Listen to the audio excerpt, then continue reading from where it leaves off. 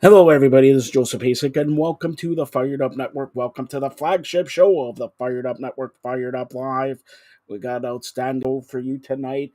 Also, because we got so much, we're going to do something tomorrow. Also, we got the soccer show with Carmen Asako, the coach of York University men and lady. Also, hopefully, we'll have Giancarlo Lino on Freeman Nelson of OSG Sports, and we're going to bundle that up with the Renaissance Mama, Courtney Riddle, and a worldwide exclusive interview with head coach of LSU basketball, Dale Brown. Also, Saturday night, Christmas Eve night, the female empowerment movement, takes center stage here on Fire Network as a Christmas holiday concert. Yes, Shauna Brown. Also, Courtney Riddle, Martina Barnett, Giselle Lou. A Christmas holiday concert. We'll have that Christmas Eve and Christmas Day. And throughout the night, we'll have some holiday treats. But today, we have right now Steve Carney of Tampa Bay, St. Petersburg, Florida, with the grizzled young veteran Marty Roberts on the sports wrap, talking about NFL, Major League Baseball, and NHL. Then my good friend Andy McNamara with the Ultimate Fantasy Football Show. Then we have a Maple Leafs Forever recap of the Maple Leafs Philadelphia and Roberts. And then we have NBA Jump Ball, NBA Christmas Day Game Day Talk. Captain Canada, Drew Ebanks of OnPointBasketball.com, as well as Sports Fluent, Anthony Kay, and former Toronto Raptor, all-time great, the long-range bomber, Tracy Murray. Yes, Tracy Murray will join us tonight here on Fired Up Live. So we begin with Steve Carney and Marty Roberts. Hey, everybody, this is Joe Basic, and welcome to Fired Up Network, the flagship show of the Fired Up Network, Fired Up Live. And welcome back to my two amigos. Yes, the grizzled young veteran, the guy who battles and never seen a corner he doesn't like. He's on a seafood diet, whatever he eats, whatever he sees, he eats on Christmas. Marty Roberts, and the one and only, maybe there's two, maybe there's three, from Tampa, St. Petersburg area. He's not shaven for Steve. Look, I brought out the big lights here. It's Christmas, it's Hanukkah, and you can't even dress up. Can't even wear one of those hats, Santa hats or whatever. Come on, at Steve Carney. Steve, first of all, I haven't seen you in a month. How are you? It's been a busy month, that's for sure, with the Tampa Bay Lightning and with the University of South Florida men's and women's basketball teams doing quite well. It has kept me on my toes, that's for sure, Joe. What about your first place under 500 Tampa Bay Buccaneers? Will start off in the NFL. Your first place, Tampa Bay Buccaneers, who, if they lose, and either New Orleans, either other teams here can win that division, are you scared? No, because all that the Buccaneers have to do to clinch the division, they have to win two games. They got to beat Carolina and they have to beat Atlanta. And if my memory serves me correctly, I believe they are one of them is at home and one of them is on the road. You just have to beat the two teams in your division. If you do that, you win the division and you host a playoff game. I wasn't worried about Cincinnati, although it was nice being up 17-0. And I don't know don't ask me what happened. And the answer is I have no idea. And if they don't have to beat Arizona. They've got two teams to beat in order to host a playoff game. And I have full faith that they can do both. All right, so I got to ask before I ask Marty this. The quarterback, the former owner, like you say, of my Buffalo Bills. That's right. What's his name again? That Thomas would what? be that would be the Right Reverend. I can't call him Governor General because he turned down the position. Thomas Edward Patrick Brady Jr., owner of the Buffalo Bills.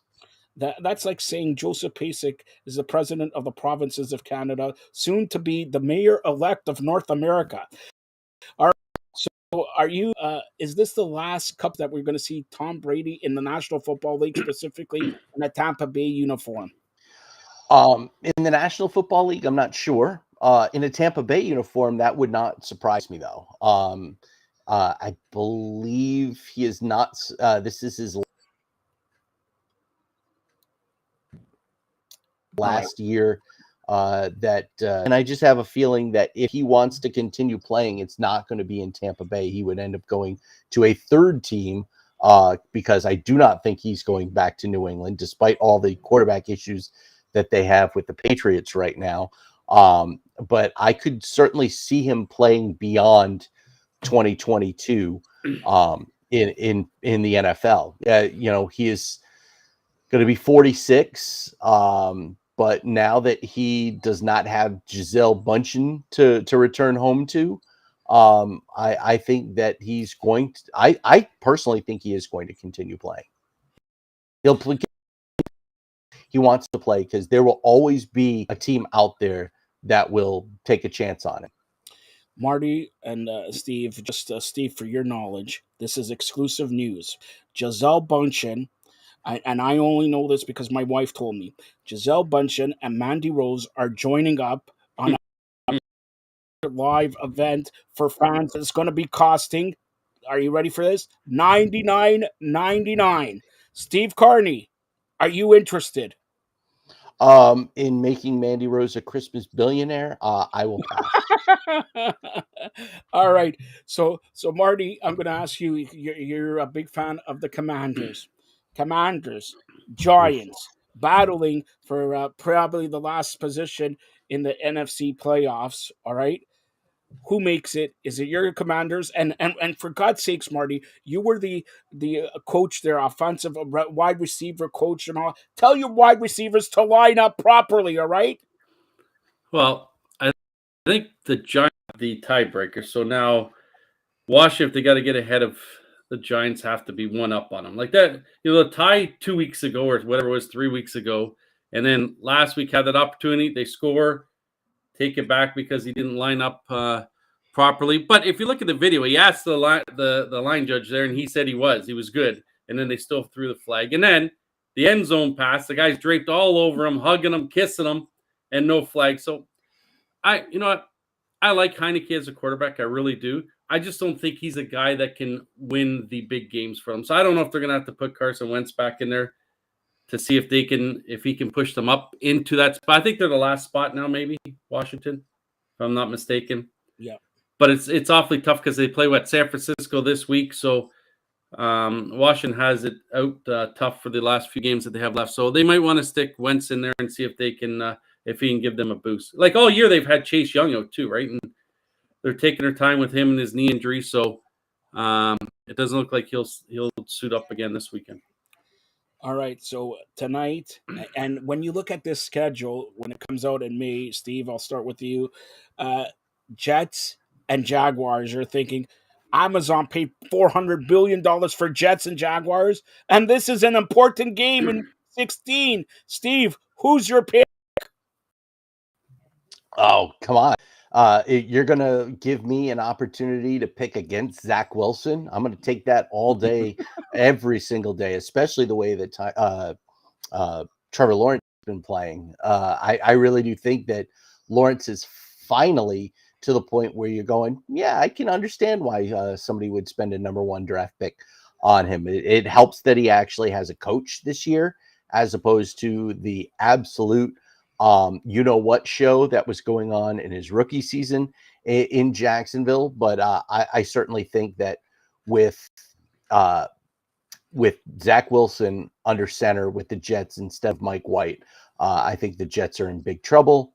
So I would say it is definitely about the Jacksonville Jaguars. And who would have thought here in December, as we close in on Christmas, that we would be talking about meaningful football games involving Jacksonville.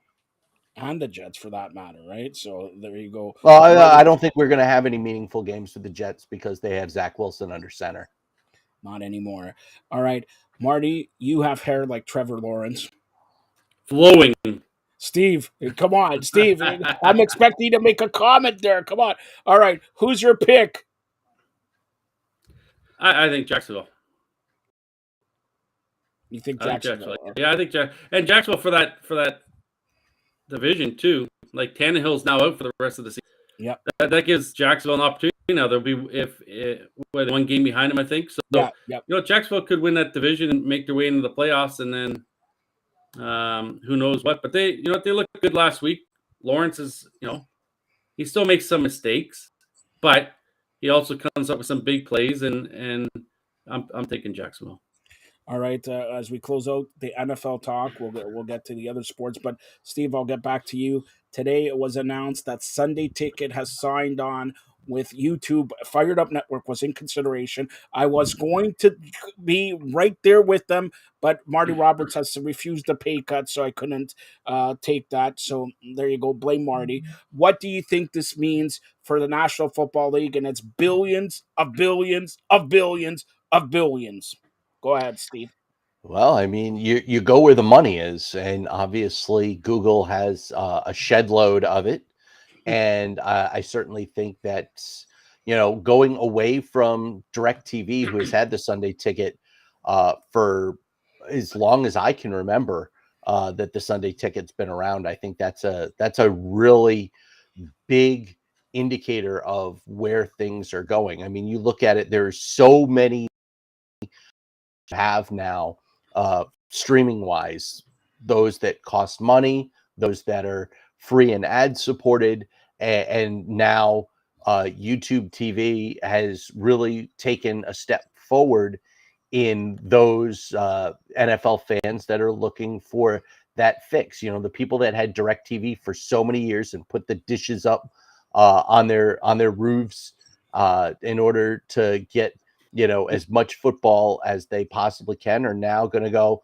oh, you mean all I need now is an Ethernet connection into a router, and I can get my fix that way, and it's going to be a huge injection of cash for Google and their parent company Alphabet, because of the fact that they're obviously going to continue to charge the however much now Sunday Ticket is, and maybe they make it a bump. Maybe they go from I couldn't even tell you what it is now, if it's $179 or $199 or $100, but it wouldn't surprise me if they bump it $50 a month, because NFL fans are going to pay it. If they bump it from $249 to $299 and say that's what it's going to take now, I don't think it's that much. I think it's $179, and maybe they bump it $179 to $199. $20 for the season. I think most NFL fans are going to be okay with that. All right, Marty, any thoughts about that? None. NFL just getting richer. That's all. Oh, I mean, you look at it. We're living in a land where an NBA team can be sold for $4 billion, and now who's licking their lips and rubbing their hands in anticipation is Marty's guy Dan Snyder when he sells his Commanders. Now that he's talking about possibly selling the Commanders, there's going to they're going to get he's going to get $10 billion for that franchise. It's going to be ridiculous. Yep. And don't forget, the only place that you could see Marty Roberts and Steve Carney is the Fired Up Network, the #1 independent streaming. I made that up. Who cares? All right. With as many zeros as you Marty would see refused in a to take. We were in line to get the NFL to take because of his Commanders. All right. So that's with the NFL. Now let's look. We talk about the rich getting richer. 9 years, 350 smackaroos for Aaron Judge, the new captain of the New York Yankees. But I want to talk to Steve and to Marty about this. Correa has a deal in place, is dressed up very nice with a suit, nice tie, and everything like that, and then says, I'm not gonna go to the meeting and everything like that. And then what does he do? He signs on with another company for the same amount of money. And by the way, Steve, we talk about Washington Commander owner Schneider there, but how do you like to be good? Happy Hanukkah to my good friend now, good friend, not MJF Maxwell Jacob, not Bill Goldberg, Steve Cohen, brother of Eric Cohen, son of Flicka Cohen, Steve Cohen. By the way, I need some shekels here. I need some geld. It's Hanukkah time, and Steve, we're all gonna sing the Hanukkah song thanks to Adam Sandler. This guy, is he stop? Does he stop getting free agents for the Mets? No, no, because I mean, Steve Cohen has just taken concept of a role for one of these teams and send it into orbit.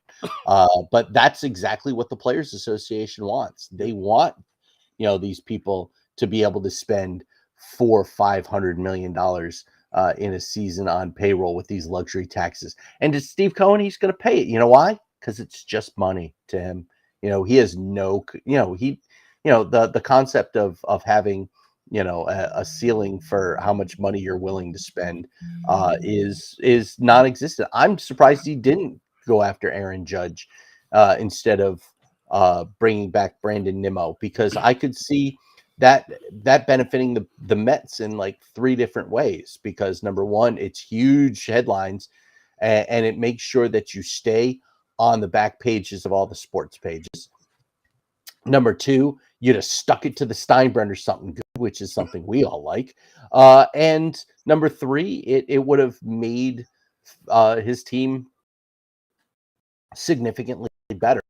Much as I like Brandon Nimmo, he's not, and obviously being able to if he could have gone and bagged Aaron Judge along with Justin Verlander and all the other and Carlos Correa and all the other pieces that he's put together, I think that Mets fans would be overjoyed. All right, Marty, what do you think? And Marty, we're not renegotiating your contract, not yet. Well, I'm thinking the MLB owners are sort of upset now that they let him in the door, because he's forcing other teams, if they want to keep up, they got to spend. So, but up to this last signing with Carrera, the Mets hadn't gotten any better, right? They hadn't. They got Verlander, but they lost DeGrom. They re-signed their own free agent, but signing Carrera now to put him in there with, Alonso, Lindor, Nimmo, they're going to be pretty solid. I think they got Marte, McNeil. So they have a pretty solid lineup now when you add those guys in. Their bullpen, they've added some pieces to their bullpen as well. Like Steve said, like he's what, $485 million now is what the total package is going to be for next year, including his tax. And like Steve said, it's just money to him. So he'll just keep throwing it around. I'm sure at trade deadline, if things aren't going well, he'll just add another piece somewhere else. But at the end of the day, the Mets will do Mets things. So who knows what happens when playoff time comes for them. But he's forcing other teams to spend.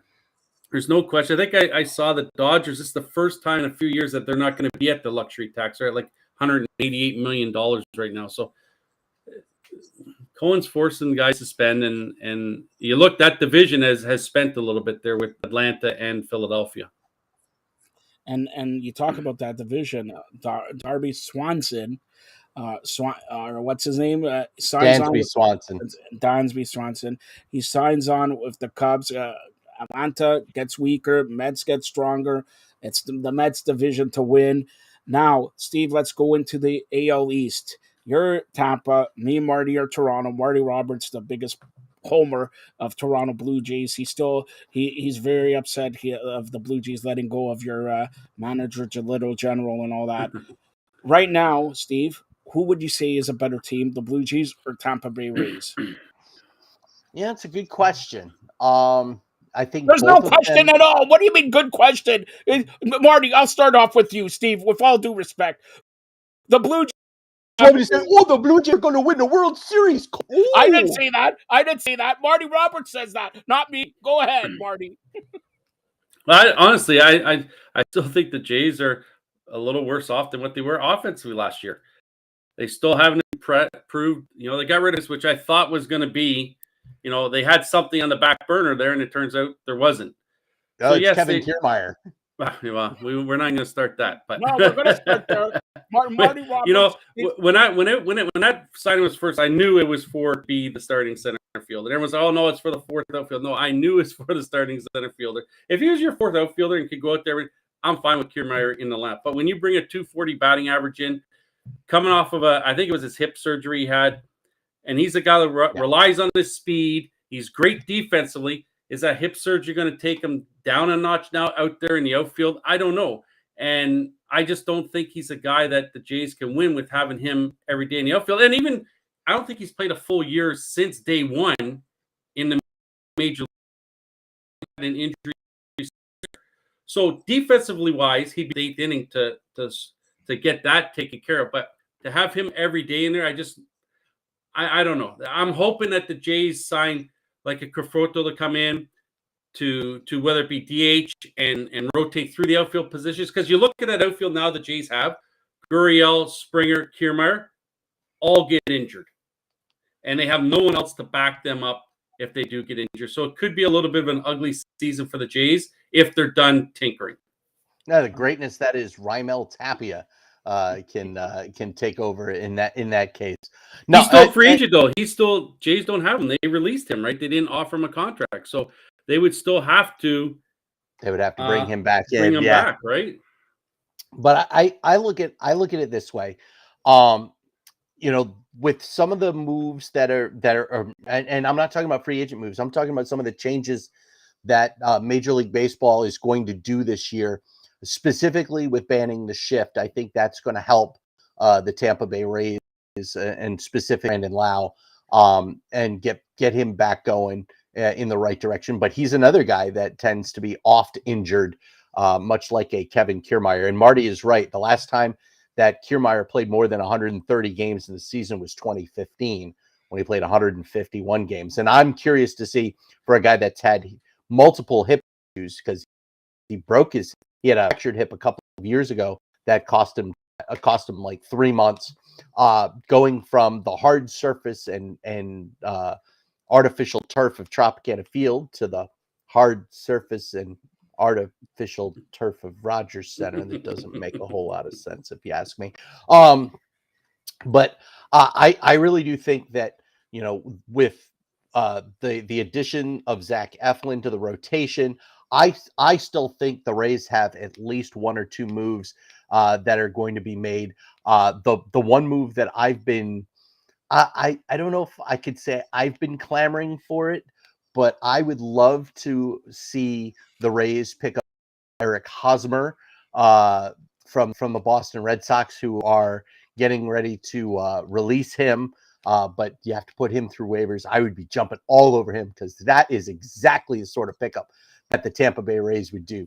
3 more years, $13 million a year being paid by someone else. That is perfect. But they need another left-handed bat. Hosmer, Brandon Belt, two guys that play first base. Now that Ji-Man Choi is gone, I would like to see them bring in somebody, because right now the plans for the Rays to play first base are Yandy Diaz, who is okay. I know that there are people in the Rays front office that are very high on Yandy's defense at first base. I am a little less so. But it would be Yandy Diaz, Isaac Perez, or Jonathan Aranda, who I don't think needs to be anywhere near a field. That guy screams DH to me. Before you get to their big first base prospect, Kyle Manzardo, who's probably going to start the year in Double-A. He's probably a 2024 debut as opposed to a 2023 debut, but we'll see on that. But that's the guy they're looking for. So you don't need somebody long-term at first base. That's why I thought that Yuli Gurriel is a guy that would make sense if he wants to play another year. I know he's 39 and coming off significant knee injury that he suffered during the World Series. Trey Mancini is another guy that I like to play first base short term. But I think that the lure from Baltimore may get him back in an Orioles uniform. But those are two free agent guys. But yeah, Brandon Belt, or Eric Hosmer are my two bigger choices. So, Steve, what's this that I read that Tampa is going to split spring training at Tropicana Field and somewhere else in Florida? What's this? Yeah, that came out yesterday. The Rays are going to hold their practices and their workouts at the Wide World of Sports complex at Walt Disney World in Orlando this year, and that'll March the 1st, and then starting on March 1st, they'll have workouts in Orlando, but the Grapefruit League games will take place at Tropicana Field. That is because the Rays Spring Training Complex in Port Charlotte is still damaged by Hurricane Ian, which came through back in September, and it's not going to be ready for the start of spring training. Now, the Rays are contracted to play spring training in Port Charlotte through 2031. So this is a 1 year only thing until they can get the facilities repaired from the hurricane. So they'll be in Orlando. I'm not going to be in Orlando, but they'll be in Orlando. I'll ask one more question, then we'll chime in with Marty here. And I know I'm going to ask this, Steve. What's the latest you hear about a new stadium in Tampa, St. Petersburg, in Toronto, in wherever? Because I don't know where Tampa's going to play. Every year it seems, oh, we're coming to Montreal. We got a new stadium. We got this. We got that. What's the latest you hear? All right, here is everything that you need to know, kind of whittled down to a 60 to 120 second little morsel here. There is one stadium site that currently is in play, and it is in St. Petersburg. It is the Tropicana Fields site.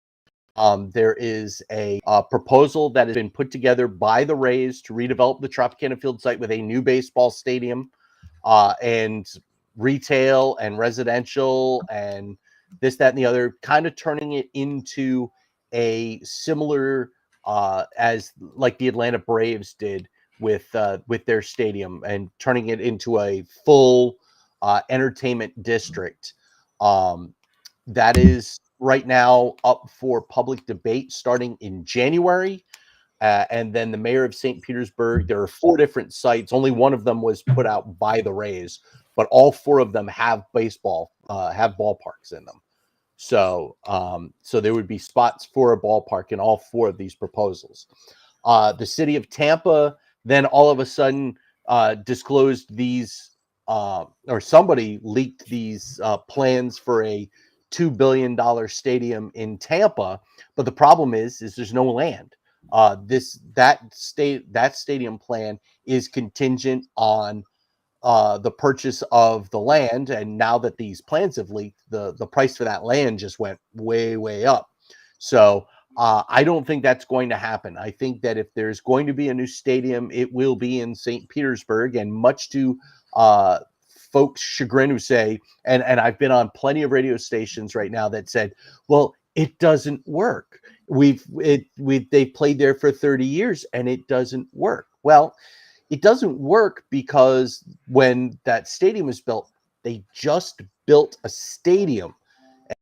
And now with this new plan, there's going to be, I think they said somewhere in the vicinity of 20,000 new residences and all this retail space. They are basically turning it into a destination place to be and to live. And if you can start drawing more people back across the bay into St. Petersburg, then obviously you're going to have more people to draw from in order to go to these games. In hindsight, and then we'll go to somewhere else here, but in hindsight, should they have built the stadium here and not something in St. Petersburg or just something in Tampa? Because it's the Tampa Bay Rays, like the Tampa Bay Buccaneers, Tampa Bay Lightning, not St. Petersburg Rays. Well, but it's also not the Tampa Rays, and it's Yeah. not the Tampa Buccaneers. It's a regional asset, and with a ballpark, unfortunately, you got to go where the land is. And if there's no land, if there's no spot for the Rays to build a ballpark in Tampa, as I have said on a number of different places, you can't build on a wish. And so you have to be able to find a place. And if the city of Tampa goes, okay, we have this land that we can, provide for a ballpark. The city of St. Petersburg has said, okay, here's our spot. Build it. Give us your proposals. If the city of Tampa did the same thing, I'm sure that the Rays have a proposal ready for whatever site that they would be looking at. So, whether it was the Florida State Fairgrounds, which is actually outside the Tampa city limits, so the city wouldn't have any say in that. That would be Hillsborough County. But I look at what's going on with Tampa. Tampa has talked a good game. They talk a great game. They're like, oh, we want the Rays. We would love the Rays over here. All right, it's time for the rubber to meet the road. Where's the land? Where's the site? Where do you want this thing? And they just go, I don't know. And so, you've got to go where the land is. All right, Marty, any other baseball questions before we turn to hockey? No, just month and a half till guys start heading down to Florida to get ready. So it's coming awfully 54 quick. days, not like I'm counting. It's coming awfully quick, and there's still some moves that are going to be made by a lot of these teams to shore up some stuff. Like, even though the Mets are signing all these guys, they're going to make a couple trades as well, because now that they got Correa to play third base for 12 years, they don't need their youngsters that are coming up anymore. So they might be trading someone there. I think they had Escobar playing there last year. So there's a guy that's going to be up for trade. So there's some things that are going to happen. The Jays, they got 3 catchers. Are they going to trade one of them? Who are they going to trade them to? I think Tampa also needs a catcher. Am I right there, Steve? Well, you can always use a catcher. Right now, they've got Francisco Mejia and Christian Bethancourt. They had made a serious and significant offer to the Oakland A's to try and get Sean Murphy before the A's went stupid and decided to do a 3-team trade with the Atlanta Braves and the Milwaukee Brewers just to get them out of the league. But yeah, if you look, there are so many guys that currently are still available. It's real. Okay, these guys, we can still go out, especially position wise, position player wise. There are so many guys right now that are still looking for teams, and that's the thing. You've seen a lot of guys go after pitching. You saw the Rays go after pitching.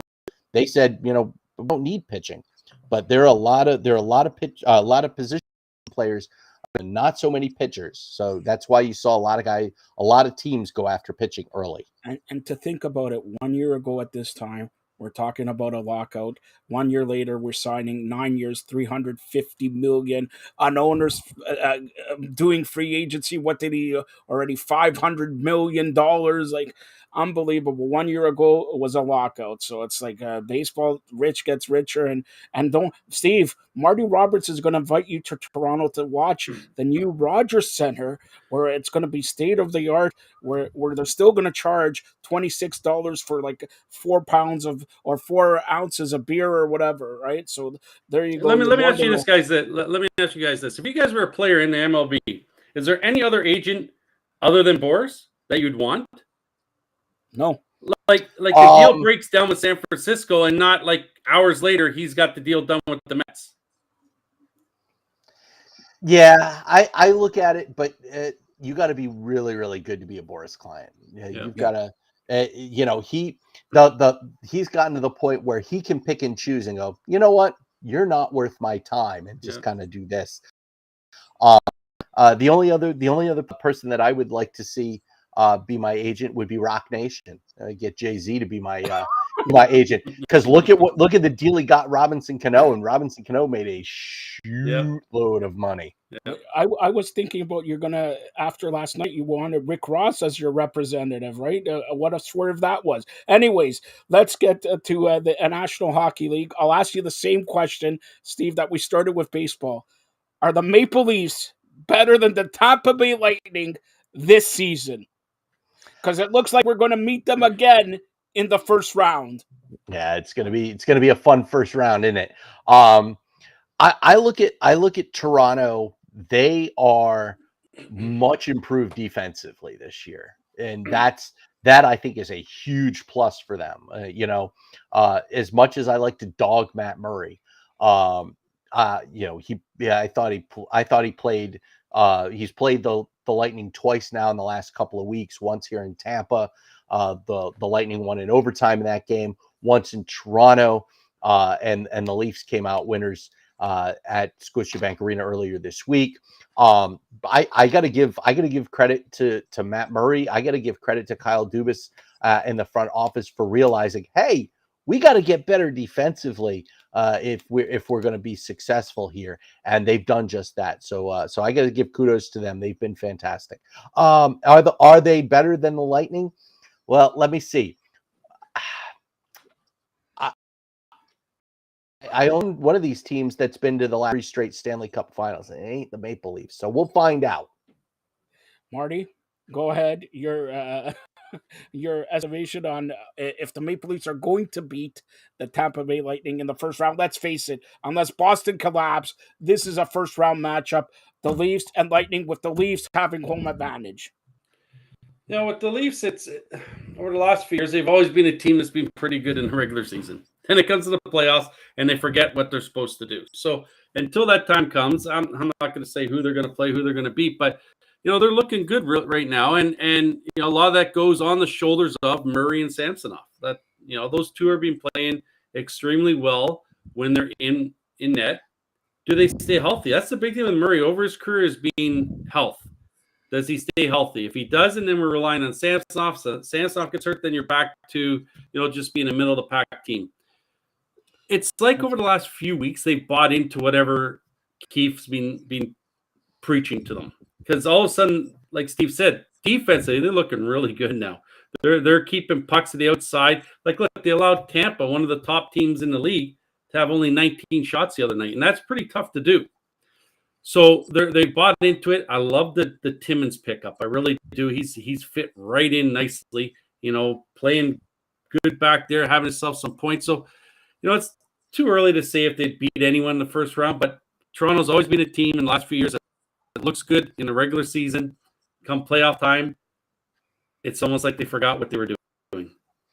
So, Steve, just to sum up what he's saying, Marty Roberts has said right now that Justin Hall deserves Norris Trophy nomination. Justin Hall deserves Norris Trophy. And let's face it, for about 2 months, everybody he was wanted god him awful.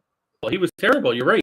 He was terrible. Now, you got to remember, too, Riley's out. When Riley comes back, what happens with this? Now, I know Sandin got hurt the other night. Who knows how long he's going to be out. But if you have all these guys there, who's sitting out in place of Riley? Right? Is it going to be the Timmins? Is it Sandin, Liljegren? Hall obviously is a no. Sandin, Liljegren, and Timmins have been the anchors with Riley out there. So, and you're not going to put Brody out, taken out. And let's face it, this is probably in a month time we're going to have to make a decision about Jake Muzzin. Jake Muzzin. I don't think Jake Muzzin is coming back. There's not a chance. I read some reports that if he gets hit again, it could be life changing. So I doubt that we see Muzzin. He's older as in sports years. He's got plenty of money. There's no point going out and being a guy who rolls around in a wheelchair the rest of his life if he gets hit one more time. If I'm the Leafs, Muzzin is never on my radar ever again. And if I'm Muzzin, it's retirement at the end of the contract. All right, so we're going to close it out here. Steve from Tampa Bay at St. Petersburg. Good, close personal friend. It's Christmas, Hanukkah, and all that. So, Steve, on behalf of everybody at Fired Up Network, I want to wish you and your wife, Emily, a Merry Christmas, Happy Holidays. I didn't get my present. I'm a little bit pissed off here. I got you the same thing I got you last year, Joe. Donut. Not even a Tim Hortons donut. Okay, there you go. Donut. But no, honestly, Steve Carney, every time we call him up here on the Fired Up Network, never says anything. And now we made him an executive in Major League Baseball. So, thank you to the president of the provinces of Canada, soon the mayor-elect of North America, Steve Carney. Merry Christmas, Happy Holidays. Anything you want to say to the millions and millions and millions, maybe two, fans of yourself? Yeah, 2 if we're lucky. Because Emily right now is not listening. She's actually working in the next room. Just appreciate you guys. I always have a blast when I come on here. I always lose my voice because you always get me so what's the term? Oh yeah, fired up about everything that's going on here. So yeah, it's been a fun 2022. We'll see what 2023 has in store. I'm sure it should be fun. All right, and honestly, you could see him. He talks about wrestling, talks about football, baseball, hockey, and all. There's not many people better than Steve Carney. Check him out in Tampa, and everybody in Tampa around the world. Steve Carney, it, reach out to me. I'll give you a great recommendation. And Steve Carney starts at 1-0 and builds up to 12 zeros if you want to hire him. There you go, Steve. You talk about it's all right, man. Come on. By the way, before we finish up, one little wrestling note that actually involves other sports. Last night on AEW Dynamite, we saw Keith Lee get attacked by his former tag team partner and his new faction. And there was a masked mystery person that beat him up. That was all tatted up and nobody knew who he was. Well, I know who he was because he happened to be a former Tampa Bay Ray. That's right.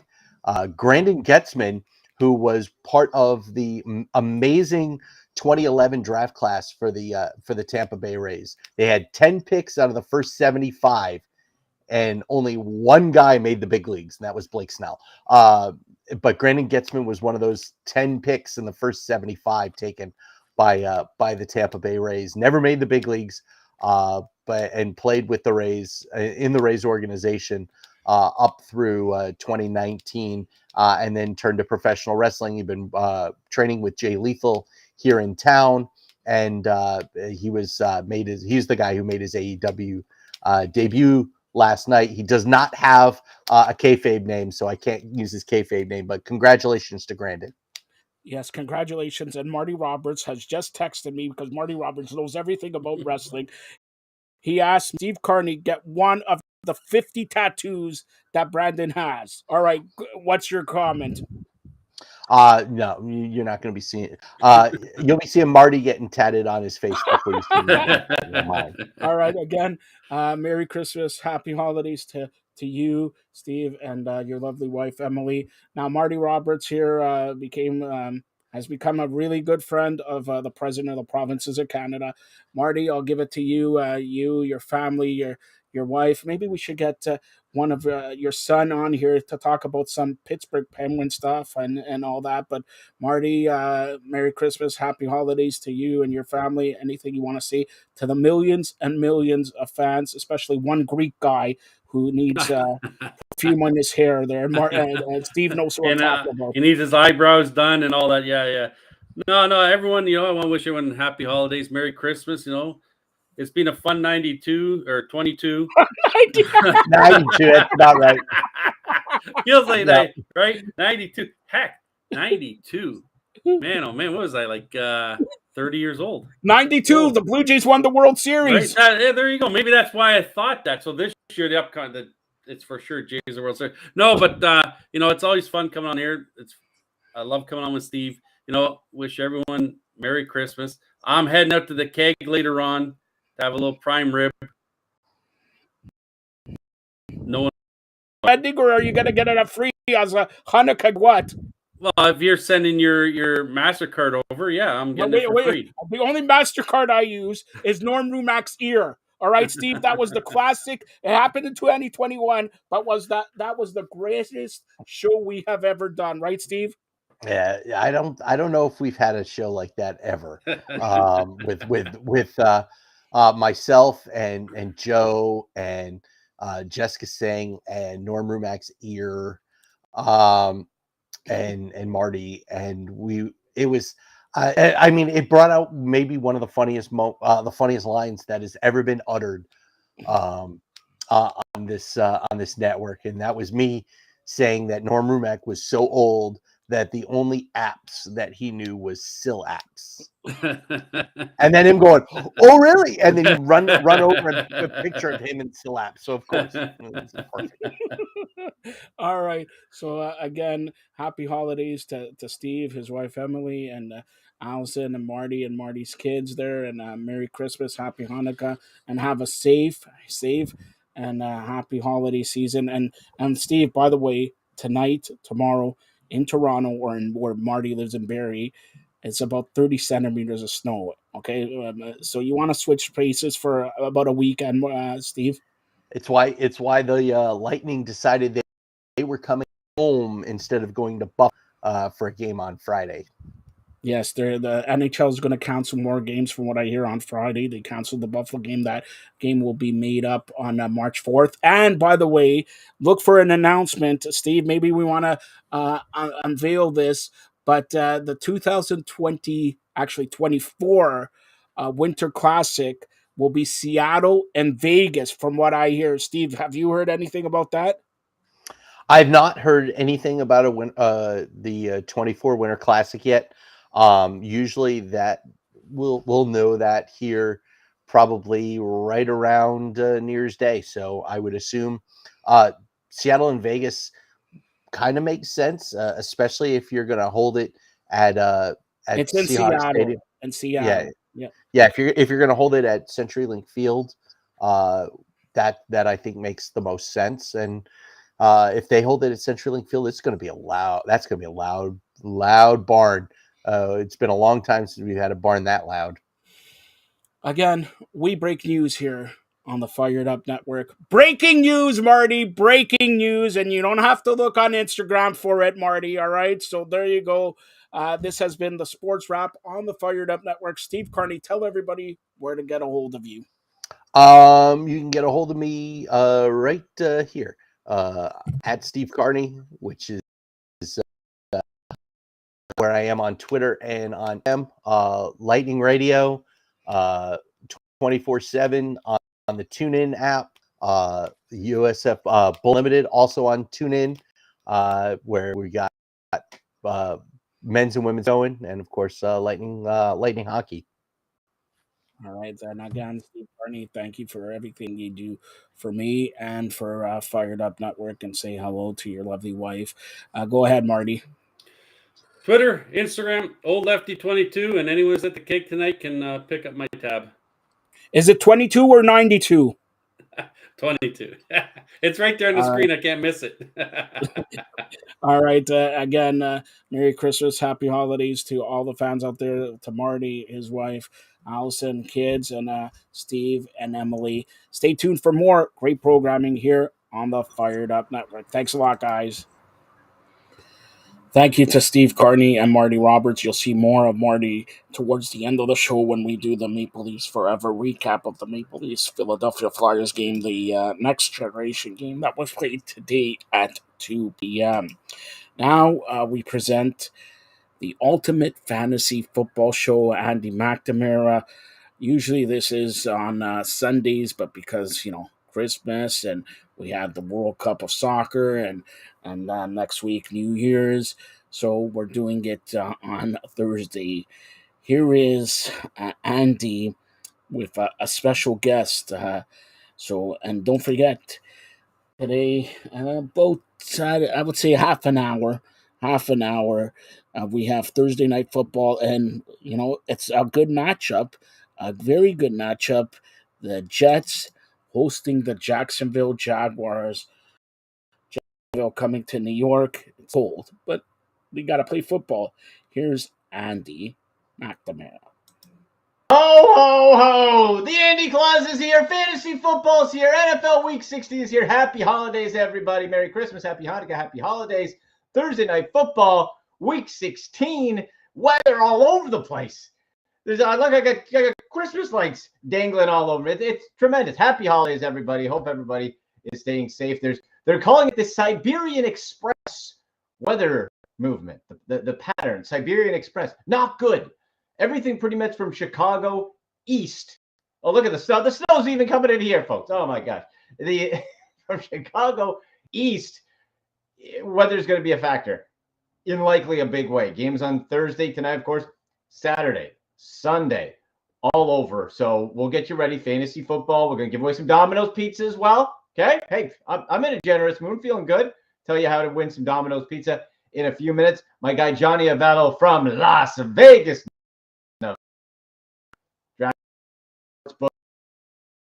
is going to be joining us in some of the trends we're seeing. And what does this weather have to do? I'm feeling a lot of unders this week. We'll talk to Johnny about that, but get you ready. Week 16, give you my perfect DraftKings DFS lineup for Thursday night football and get into some of the start sits options for what is going to be a busy week around the National Football League. Make sure you give me a follow on Twitter at AndyMC81, at FiredUpNet, on Instagram as well, at AndyMCSports. How you can win some Domino's pizza. Very easy. All you do, you go over to AndyMC81 on Twitter, look for the tweet where I talk about you'll see the Domino's pizza. You retweet it, and I want to know your fantasy football player present this year. What was the best result? What was a gift that you got? Was it value on when you drafted a certain player? Was it somebody blew up or popped when you really needed them to? What was that present that you got from fantasy football this year? So I want to hear about that. If you reply with it, retweet that tweet, you'll be entered to win some delicious Domino's pizza. With all the weather coming, you could probably use it. Get some delivery out there. Send somebody else out to go get the food. So at AndyMC81, at FireDipNet, check that out. Now some news. Gardner Minshew Mania, baby. It's back.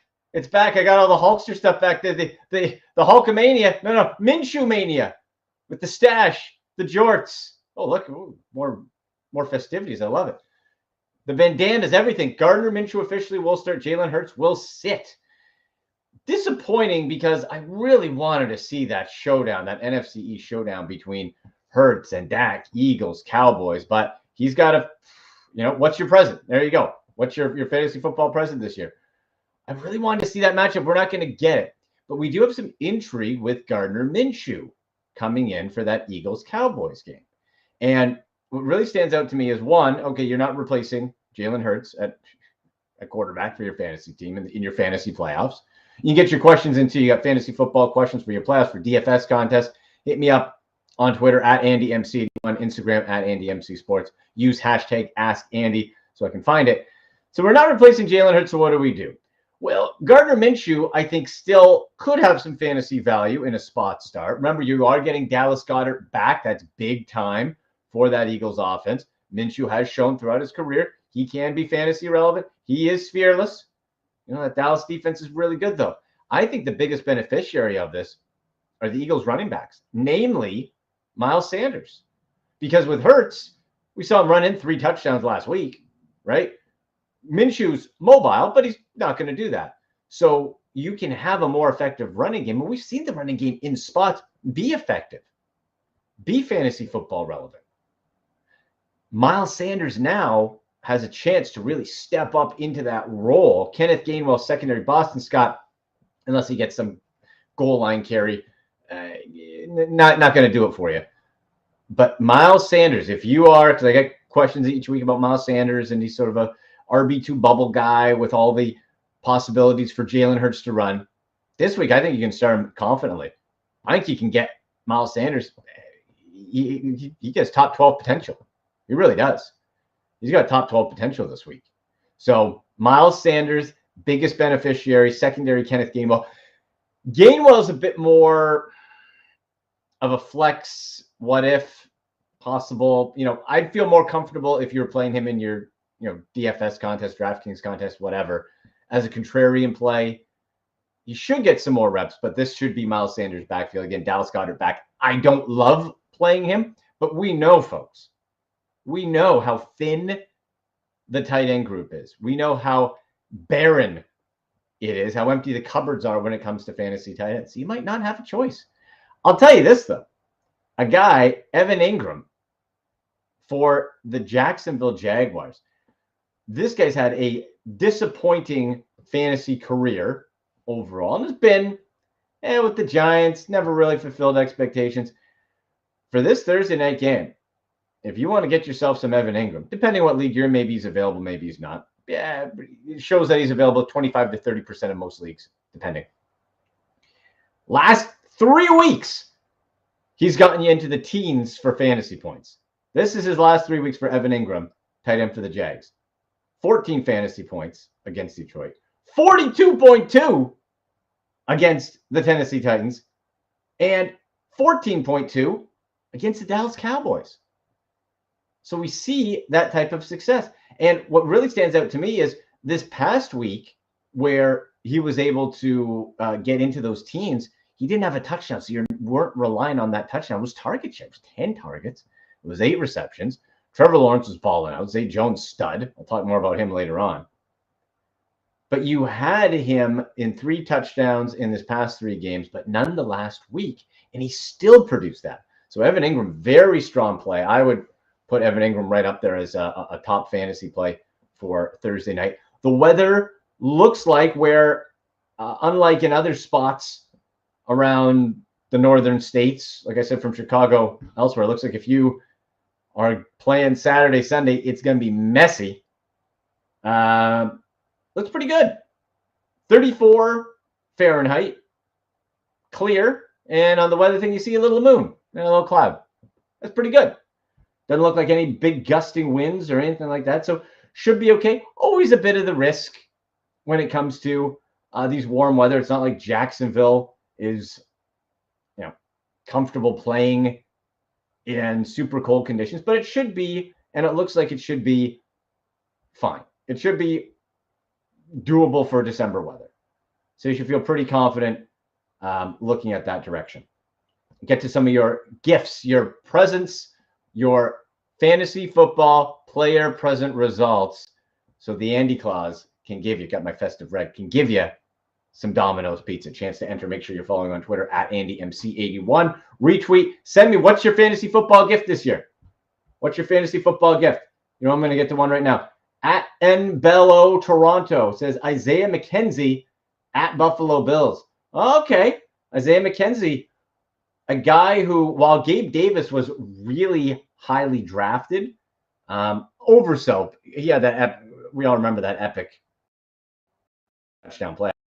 But Isaiah McKenzie, where you probably got him in the draft, is a good value. Now I'm just looking at his season so far. At week 3, 4, couple weeks pop, 19er, and then he's been quiet the last 3 weeks. So we'll get more fantasy football. But from Las Vegas, my guy, Johnny Avello. I see him on the screen right there. Johnny, how are you?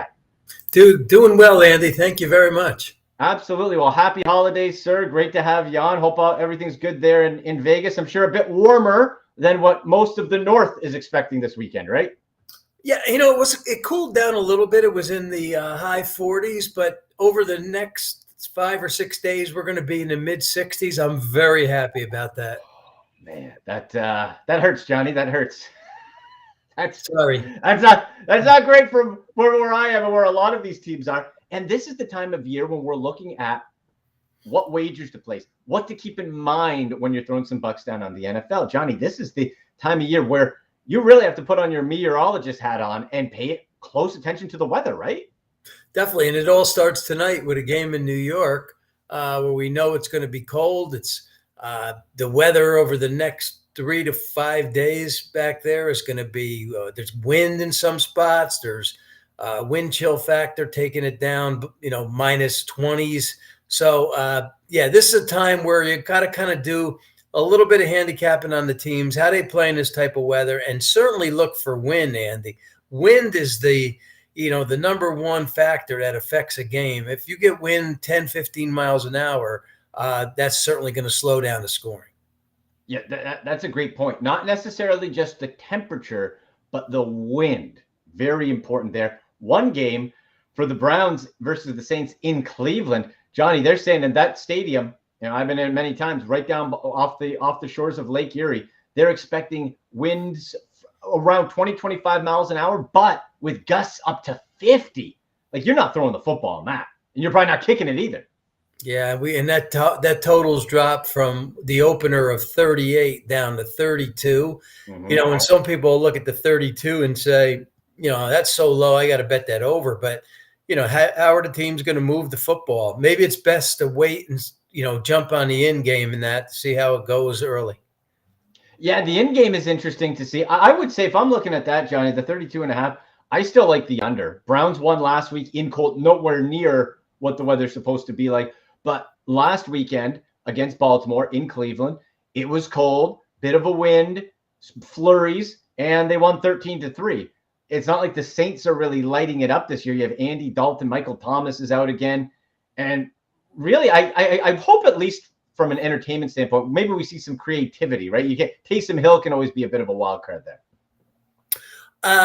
Saints aren't a big scoring team either. They won. I think they beat the Raiders. I think it was 13-0 or something. So, they're a low scoring team also. They don't take a lot of chances. Put the ball in Hill's hands. That helps. Maybe you get a breakaway. But for the most part, that's not a team I see scoring a lot of points either. No, me neither. I'm slamming the under on that 32.5. Now, this is what is interesting to me when you look at the lines here. We talk again, cold weather. Bears hosting the Bills in Chicago. You have to track, and like you said, in-game is always a good option as well, but you have to track to see what things are going to be like. Looks like it should be cold, but then I see, the little icon might be a bit sunny. That's something to track. If the weather's poor, where are you at when you see lines like, the Bills up by 8, 8.5, 9.5 on some books earlier in the week? When it could be a cold weather game, is that something you shy away from that big of a difference, or does it matter? Well, the bettors, when we opened this game 10, it was sitting at 10 early, and then 9.5, 9. It's dropped all the way down to 8.5. Might even go lower. The bettors are saying that I'm going to take anything over a touchdown in a game where, the weather's going to be cold. If they win, maybe they win by a score only. And the Bills, even though a cold weather team, if there's wind, there's no such thing as a win team. There just doesn't happen. And that's what they're expecting, some really bad weather up there. Last night I saw wind chills of minus 25, 30. So that's one of those spots in the country, could be the coldest overall. And the bettors are just taking the points, thinking that that the Bills, even if they win this game, it won't be by much. Yeah, you could get into running, field goals, whatever it might be, and maybe even not, because again, if you're kicking, you don't want to be tossing the ball up in the air like that. It shows, I think, 14 before the wind chill. Oh, that sounds nasty. Oh, boy. That sounds really bad. Here's an interesting game, and news coming out. Looks like Ryan Tannehill done for the year, hosting the Texans. And while at first glance we think of the Texans as being terrible, and they are, the last 2 weeks, Johnny, we've seen them be at least a tough out. Like the last 2 weeks, because Dallas was like a 17-point favorite. Then the other week, I think the Texans covered as well. Where are you at just with as bad teams are this time of year? And let's talk Texans for a moment, because again, they're not good. There's nothing that really jumps out to you, but they've made some people some money the last 2 weeks, at least covering the spread. Yeah, they're not awful. They're one win, but they're potentially better than being that on a week-to-week basis, and they've showed that. Tennessee is just kind of in a funk right now. Otherwise, this line would be, if you went back for a month ago, 6 weeks ago, and looked at this game, Texans are probably at least a touchdown in this one, but things are just not working right now for the Titans, and they just need to, put it together, still have a chance to make the playoffs and maybe turn it around. But it all starts in this game right here. Otherwise, lose this game, this team is telling you that, we just don't have it this year. So the line's 3. It's probably going to more than 3 as far as the juice is concerned, because we're at 3 minus 15. I could see 3 minus 20. I could even see this thing going to 3.5 by game time. But, it's a dangerous team to bet on right now, Tennessee, because they're just not performing well. No, they're not. And yeah, even if they get into the playoffs, they're screaming a one and done with their current scenario. And here's something else we have to consider. Like I said, Ryan Tannehill looks to be done for the year with that ankle. Malik Willis is in. They played the Texans back in week 8. In the 3 games he played, the Titans did not score more than 17 points. So they found ways to win. They won 2, lost 1. but didn't score more than 17. Weather won't be in it, or shouldn't be too much of an issue down there. But there again sits that 35.5 point total. And I'm wondering, before people start realizing that Tannehill might be done, is that maybe an underplay? Because the Texans don't put up many points either. Yeah, Willis has got a long way to go in the league. He played for Liberty. He was a pretty good quarterback there. Put up a lot of points, but still made a lot of errors too. So this is a league about learning for a lot. Learning, it takes a couple of years to. For some, they just jump right in and get it. He's not one of those type of guys, but he is a runner, and that certainly helps in the NFL these days. I think you need to be a runner and a passer both.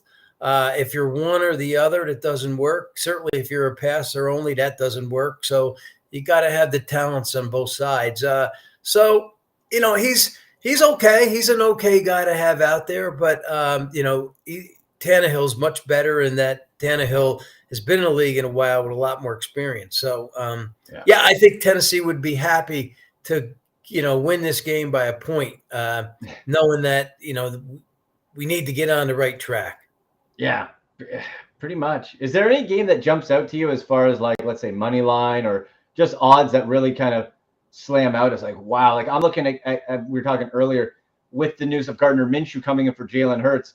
Eagles to straight up win on the DraftKings Sportsbook for the money line, plus 230. Cowboys almost got surprised by the Texans. I think the Cowboys are playing great, but Minshew's proven to be confident. Like, I don't know, Johnny. I'm looking plus 230. You're getting a piece like Dallas Goedert back. You still have a solid running game. Their defense is good. Divisional game is plus 230. Is that something you like? What's the action sort of been on that Eagles Cowboys since the news of Gardner Minshew popping in? Yeah, there's going to be money on the Eagles money line, but this is where I would beware, is that the Dallas rushing defense is not very good. They're near the bottom of the league. And when you've got a guy like Hurts playing, he's very hard to contain. He is major problems for a team like the Cowboys.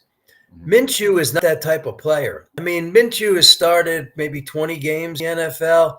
And if you look, he doesn't have a lot of rushing yards. So that's not his game. Will he run for, 2 yards if needed? Yes.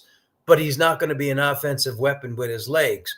So he's going to have to do it in the air. And I'm not so sure that this is the spot that, you'd want this Eagle team. Now, they may keep it close.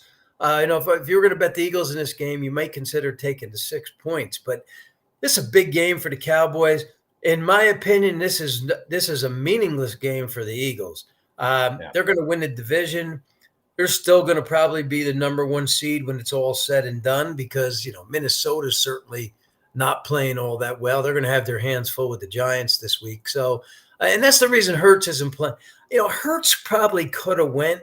It wouldn't have been a good idea because those shoulder injuries could, flare up again. So even if it was minor, that he could go, but why not give him a week off? Because there's bigger fish to fry here, Andy. It's not about this game for the Eagles. It's about getting much further than this. Yeah, absolutely. That you mentioned the Giants, boy, and the Vikings are it's so tricky to figure this team out, right? Because they made that big comeback, but they've been they just seem like a good regular season team. But what does it mean? But we're still in the regular season. The Giants have been gamers, but we've seen them start to steadily decline as the year goes on. But if I'm looking plus 185, I think the Vikings will win the game, but boy, the Giants are good enough. And the quarterbacks that have thrown for 300 plus yards over Minnesota's defense in recent weeks are not, world beaters. You got like Mike White doing stuff and some guys in the average or below average. Daniel Jones can run. He can throw a bit too. And I don't know, plus 185, the Giants. I wouldn't blame you there. Matty Ice also had a good game against him, and he's just been off for a year. I don't trust the Vikings. I don't trust the Giants either. So It's a tough call. But the Giants are overachieving, that's for sure. Minnesota got off to a good start, and besides last week's game where that sensational comeback, And being 11-3, they just don't look like an 11-3 team. So, yeah, that just goes to show you they're only a 4.5-point favorite over the Giants. They're at home. Giants are 8-5, and they're 11-3, and they're only 4.5, which is a little bit more than on a neutral field. They might be a 1.5-point favorite, 2 over the Giants at the most. So it's just showing that those teams are kind of equal on the power ratings, close to it anyway. In conversation with Johnny Avello, DraftKings Sportsbook Director out of Las Vegas. Okay, Johnny, let's start talking MVPs. And we kind of dip in and out of that conversation as the year goes on. Looks like Joe Burrow may be gaining some steam. He has to have a hot finish. But what are your thoughts on the current MVP odds around the NFL? And who do you like? Well, Hurts was a big favorite. Now, when I say big, he went to -170 or so about 3 days ago.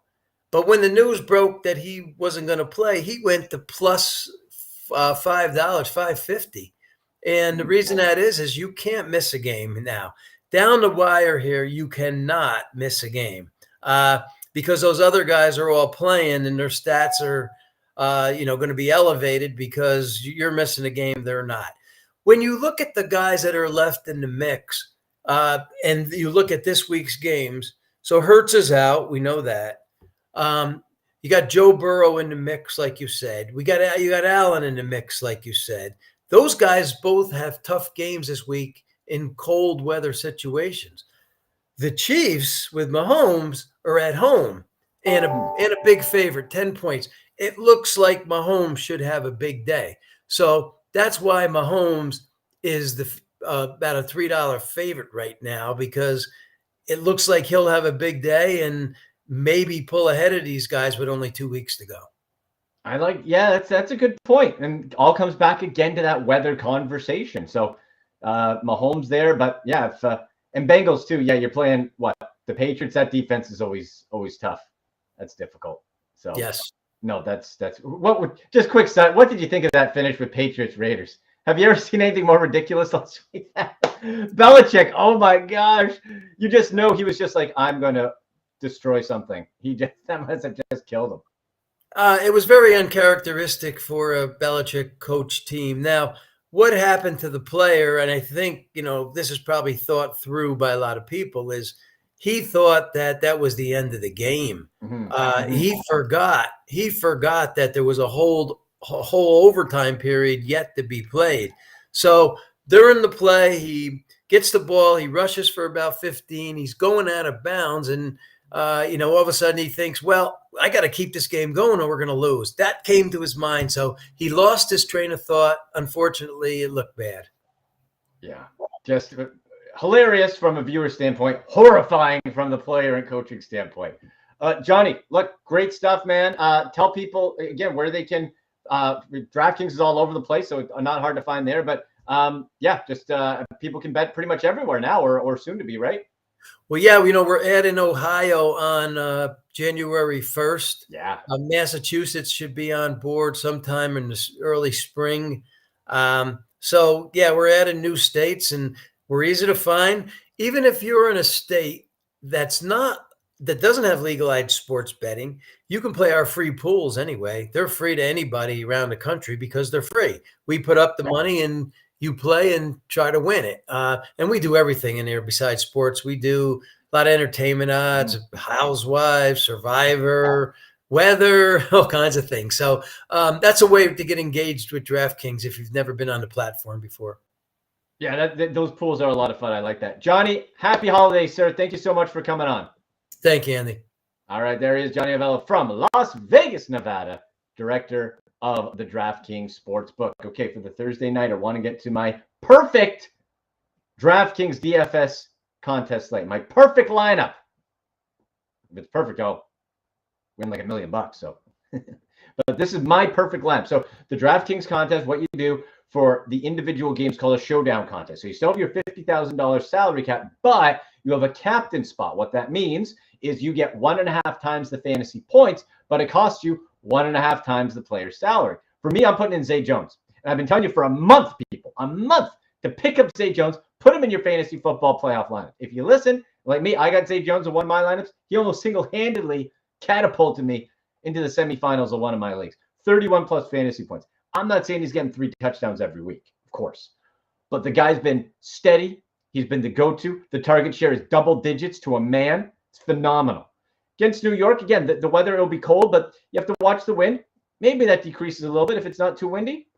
You might be okay. I have Zay Jones in my captain spot, 12,300 pricey. Now I go to Michael Carter. And the reason I go to Michael Carter over Zonovan Knight popped up on the injury report, and he's going to be a game-time decision. Ankle. For a running back, as we know, that's not good to have a bum ankle. He might be limited. Keep an eye on as well. Is James Robinson activated? If he is, that really kills Zonovan Knight. Robinson, coach's decision, inactive. We're staying away from him, but Michael Carter should be the biggest beneficiary there. I got him in there at 6,400. Travis Etienne, stud. He's averaging 12.7 fantasy points a game this year. But overall, in the past few weeks, let's see. Yeah, he got 16.7 last week. Went a little cold, then popped back up. Etienne again. If it does get cold, that's a guy you want in the lineup. He's getting the starter share. You want to know who's getting the starter share? Who's getting the majority? Who's going to get the opportunity? What do I always say, people? Opportunity equals success in fantasy football. Travis Etienne, get in there. I have the Jags defense. And you got Zach Wilson in there. Zach Wilson sucks. Sorry. Guy's not good. Last 2 games, back-to-back games, 12 fantasy point days for the Jaguars defense. Not against scrubs either. Dallas and Tennessee. You could be getting some double digits. That's going to cost you $3,800. Then I go to Trevor Lawrence, 11,400. Has the toe, has the Q. Don't be concerned. Trevor Lawrence has been absolutely balling out 21 or more fantasy points in 3 of his last 4. Trevor Lawrence, you got to get into the lineup. And then to mix it up at the end for $4,000, I got Riley Patterson, the Jaguars kicker. Put him in there because otherwise you're getting a backup guy. Patterson's going to kick as long as the wind isn't too bad. Shouldn't be too bad. He's got 11 fantasy points, 13 in his past 2 games. Good enough, right? Accurate. Doing it. And if I can get myself 8 to 12 fantasy points from a kicker, that's probably what I'm getting from a 4th receiver or running back, right? Or backup running back.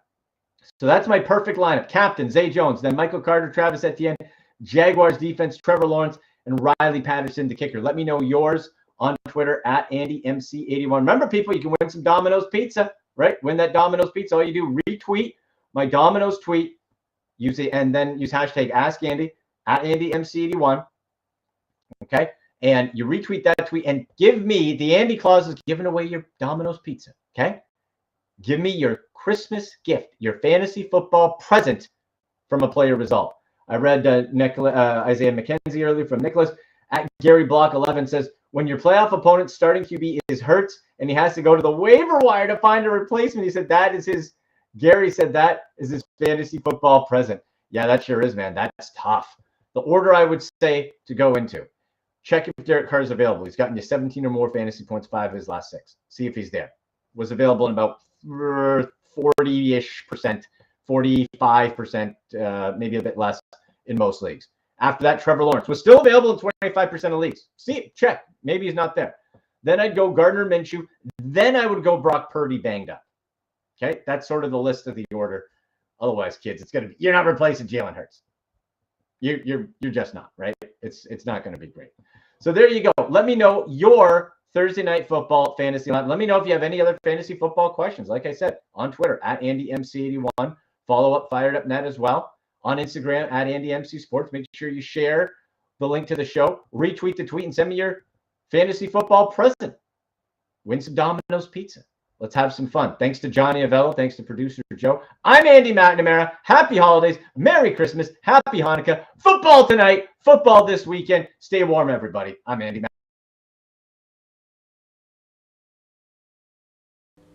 Hey everyone, my name is Samia and I'm part of the Blaze female empowerment movement on the Firedup Network. I would like to wish all our viewers and listeners a very happy holidays and all the best for 2023. Hi, my name is Stefan Luciani. I cover Major League Baseball, the Toronto Blue Jays, as well as international motorsport.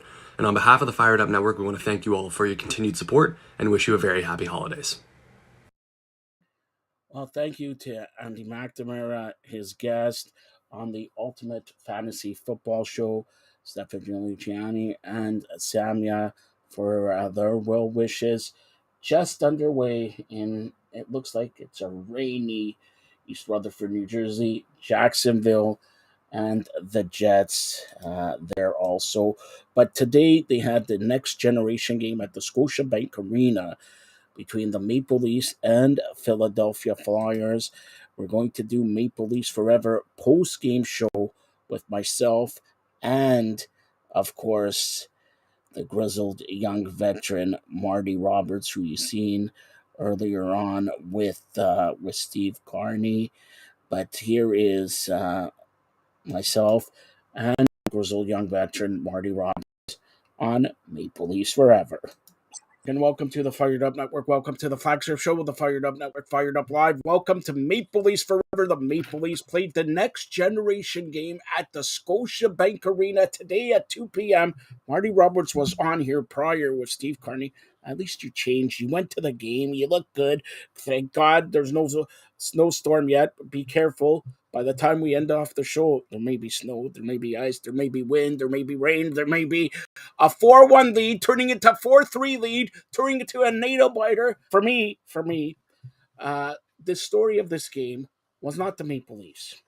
It was Morgan Frost scoring in at the Scotiabank Arena, formerly the Air Canada Centre, where his father, Andy Frost, Psychedelic Sunday Q107, announced Maple Leaf goal scored by number 13. Matt Sunday announced it for 20 years. What a thrill for Morgan Frost. And I'm sure Andy is sitting at the Scotiabank Arena having a wobbly pop or two, because he has that, right? Maybe a hot dog or whatever. And watching us, think about that. You have a son. Fortunately, I don't.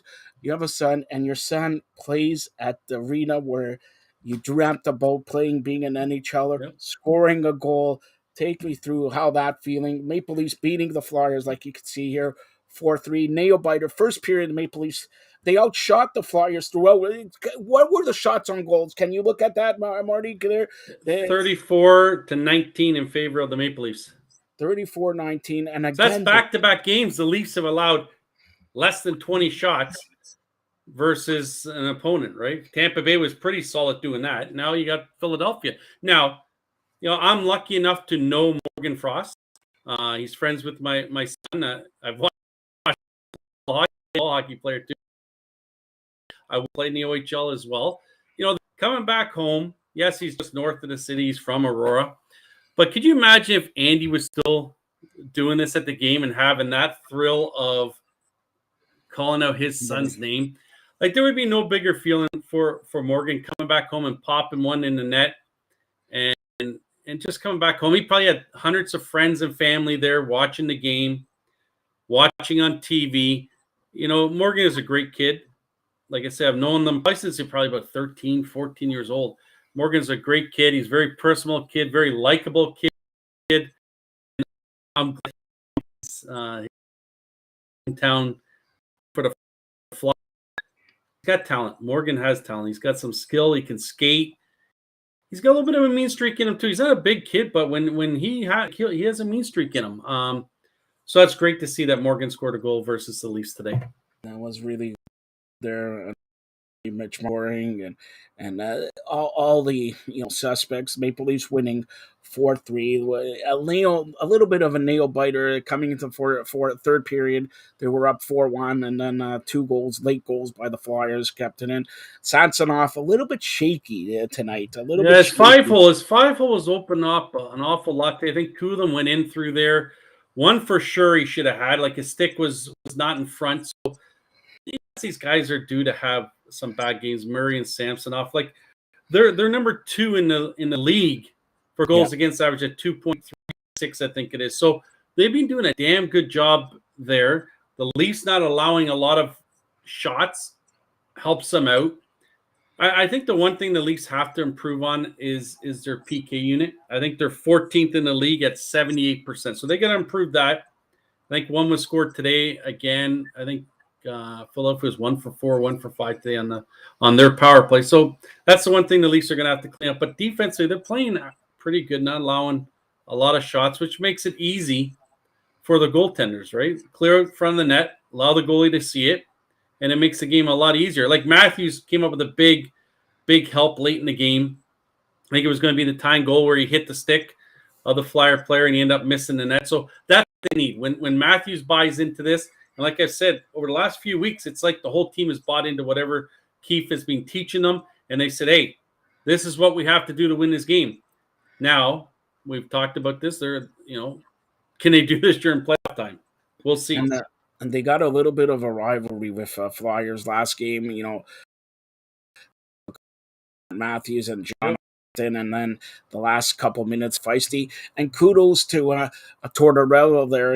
Tortorella's been given a good coach, first of all with the Lightning, then all over the National Hockey League and criticizing the Rangers reporter there and everything like that. But he's taken a young team and wants to show them how to win, how to play the right way. And Philly, mark my words, in a year, 2, 3, are going to be right there. They got some good veterans, a good goalie and all that. And you know what, dare I say it, he's become a coach's coach. And that, you wouldn't say that about 5-10 years ago from Tortorella. I saw Tortorella say something about coaches had to adapt, and they do. If you want to stick around in this league, you have to adapt. Yes, he's still a hard ass. There's no question about it. But to push the buttons of certain when not to push those buttons. That's what guys have to do if they want to keep coaching this league. It's the same as what it was, even 5-6 years ago. It's more I don't know if it's like a white gloves approach now, but it's not the same as what it used to be when he first came into the league, where you could be hard and it would work. Now, if you're too hard on someone, they just shut you off and they don't play for you. So he's learned that. I don't know how long he'll stick with that. If they keep losing games, eventually the old Tortorella is going to come out. But he has usually that window of 2-3 years where players buy into his system. Let's face it, like Philadelphia has some players on it, but they're not there yet. They're definitely not, right. They have a lot of good young guys. They're goaltending. They got Hart there, who I'm not the biggest fan of Hart, but he does show up every now and then and play pretty good. If he can be more consistent, he might be that guy that they can ride. But they have some good young guys there, and Tortorella might be able to get some of them out of there. Like, I know Frost was scratched for a few games. Philadelphia's, I think, leading scorer was scratched for a game. So Tortorella still knows how to try and use that to his advantage to get these guys going on all cylinders. So right now, Tortorella's doing what he's supposed to do. All right, well, the Maple Leafs again go into the holiday break, beating the Flyers, beating, the Lightning, very tough game there, beating the Lightning, beating the Flyers. Now, I got to ask you, Marty, these weekday games, 2 p.m., you like it? I know you're off today and all that, but if you were driving the TTC bus, taking this Patricia all over the place, to malls and everything like that for Christmas shopping, what would you think? Do you like these 2 p.m. weekday games?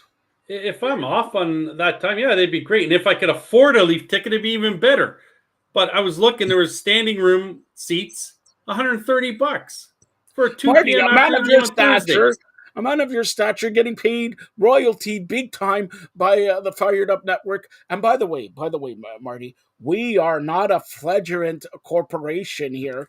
We are taking off. And I'm sure in 2023 we're gonna wave bye-bye to some people who said some stuff here and all that, And Marty, they say you go between both sides, or one side, the other side. You are the. Yeah, I'm a lover, not a fighter. I'm a lover, not a fighter. Yeah, and I'm a lover, not a fighter. You don't here to have any hair products or eyebrows and stuff I'm like I'm a lover. No tank tops on, nothing like that. Yeah. No soccer talk. And by the way, I know you're clamoring for this, all right? So I'm going to reveal this now. There's going to be a snowstorm tonight, tomorrow, Saturday, right? In time for Christmas, right? Yeah, game's already canceled for tomorrow. Yeah, already school's canceled. You know what we're going to do? We're going to add more shows. The only one working, the hardest man working in show business and sports media and everything is myself, you. You're not going to do a show, but we are going to have, hopefully, the coach, Carmen Asako. We're going to have. Am I coming on the soccer show? Is that what you're asking? Am I coming on the soccer show? The soccer show to give the World a little Cup footy final review. We're going to talk about MLS. We're going to have Carmen Asako, John Freeman Nelson, maybe John Carlo and all that. But also, we're going to add another show tomorrow. We're going to have the Renaissance Mama, and we're going to have exclusive worldwide. You like this? Like a worldwide. I don't know what the heck you're doing, Joe. You're making me dizzy. Exclusive LSU coach, LSU fame coach Dale Brown, and he's going to talk about coaching Shaquille O'Neal, not coaching Drew Ebanks. Big Diesel. Yes, not coaching Drew Ebanks, not coaching. Wait, speaking of Drew Ebanks here, I saw him get some award dressing up all fancy. What award did he get? You call that fancy? He did. That wasn't that. Wait a minute. I shouldn't say this, Drew. I'm sorry. I know it's Christmas, but we're all in the holiday spirit. Come on, Drew. You text me that picture when you went to Walmart. Joseph, what jersey are you wearing? Sorry, what jersey? What jersey are you wearing right now? I'm not wearing a jersey. This is it looks like a Montreal Canadian jersey you are wearing. What? This is no. Leafs forever, Joseph, and you're wearing red. Montreal. Justin Levine would be so happy with you right now. I'm Jewish, so I'm going to ask you this: isn't Christmas? Don't you wear red? Don't you wear red for Christmas? You wear green, I wear red. There you go. Santa wears red. Never mind. All right, you like that? Come on, Marty. You were a Santa Claus in your, illustrious career at some malls, right? Come on. I was the elf. And you were already Kipling. How's the job at Kipling doing? No longer. Taylor Woods did not help me out there. How's the job? I think she helped kick me out the door. I really do, because she kept telling me my head was too big to fit into that. Can you believe that? The abuse I take. You know what? My eyelashes look good, though.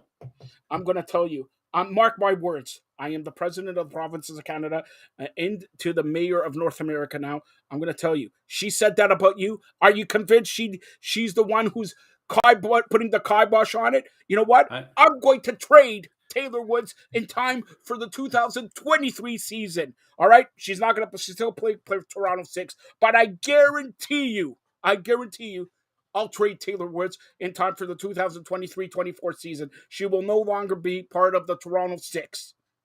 Marty, mark this down. December 22nd, 2022. December 22nd. If that doesn't happen, I'll invite Norm Rumack back. Okay. All right, Marty. Hey, here's something. Here's something that... the dogs are barking. Who let the dogs out? Roof, roof, roof, roof, roof. Hey, so we were talking before about Sandin. Sandin's now put on long-term IR. Injury reserve. So I don't know how close Riley is, but if Riley's back, that's their opportunity there. They don't have to rush anything. I guess who came in today? Did Ben come in today? I believe he came in today. I think Ben came in, 6 block shots he had. Here's the question. In all sports, it doesn't matter what sport, have you seen a player say, yeah, I did? Like every time the Leafs get a penalty, their hands are up in the air. What did I do? But I did.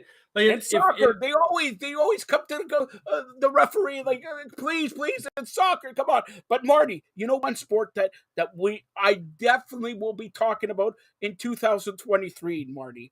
Do you want to know what sport we haven't talked a lot about? Pickleball. Well, that too. But Marty, I seen a picture of you skiing. I never knew you were a skier. I've dabbled a couple times. Yes, you're right. I have a friend of my family whose son is on the Canadian national skiing team. That Olympics.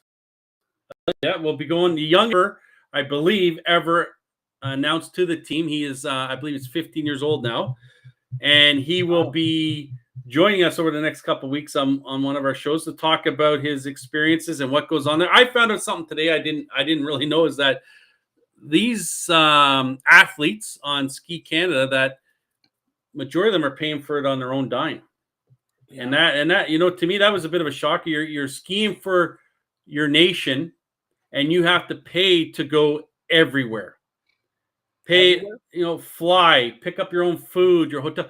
to me, that's a bit like you have to fundraise for yourself to go to these things. To me, if you're playing for your country, that should be covered. Your training expenses should be covered, not just for certain sports, for all sports. It should be covered. It should not be that someone is going in the hole financially to win a medal, win gold for your country. So that to me is a bit of a shocker that these athletes are paying for their own dime. And I don't know if it, my understanding also too is that they don't get any type of money until they win a medal. Wow. Now that to me is just, it's absolutely shocking. That to me could be why Canada in certain sports are not as good as other countries are, because there's obviously kids that are missing out on this, that can't afford to do this. And you look at, other countries that have, for skiing, for example, are top of the leaderboard every event out because they put money into that event. And Canada doesn't necessarily do that. Canada, looks at a couple sports, and that's the sports that we want to put money into. But that's sort of a shame that's the case. Pay for it. There's athletes in that can't afford to do this. Like I know growing up with hockey and watching, AAA players, the amount of money that they had to pay to play AAA, thousands and thousands. Well, there's kids that might be good that can't afford to play. So what are we missing out on here that can allow all these athletes, kids, to go and participate in a sport that they want to and thrive at it and get the same training as people that can afford it? It should be the same across the board, especially being on a national level. There should be the training, the housing, all that stuff should be the same. Look at the United States, what they pay. Their athletes get paid to train, to work, to do all this stuff. And you come back to here and it's not the same. It's not an evil or a level playing field. To me, that was a bit surprising when I found that out. But yeah, we'll have Charlie, join us over the next couple of weeks. And I've seen videos of him. It's the extreme skiing, on boards, flips in the air. The kid's amazing. What's even, better is that he used to be, when he was younger, 4 or 5 years old, he was the bat boy on the baseball team that I was coaching. So in his form, carrying. So that's kind of with us over the next couple of weeks.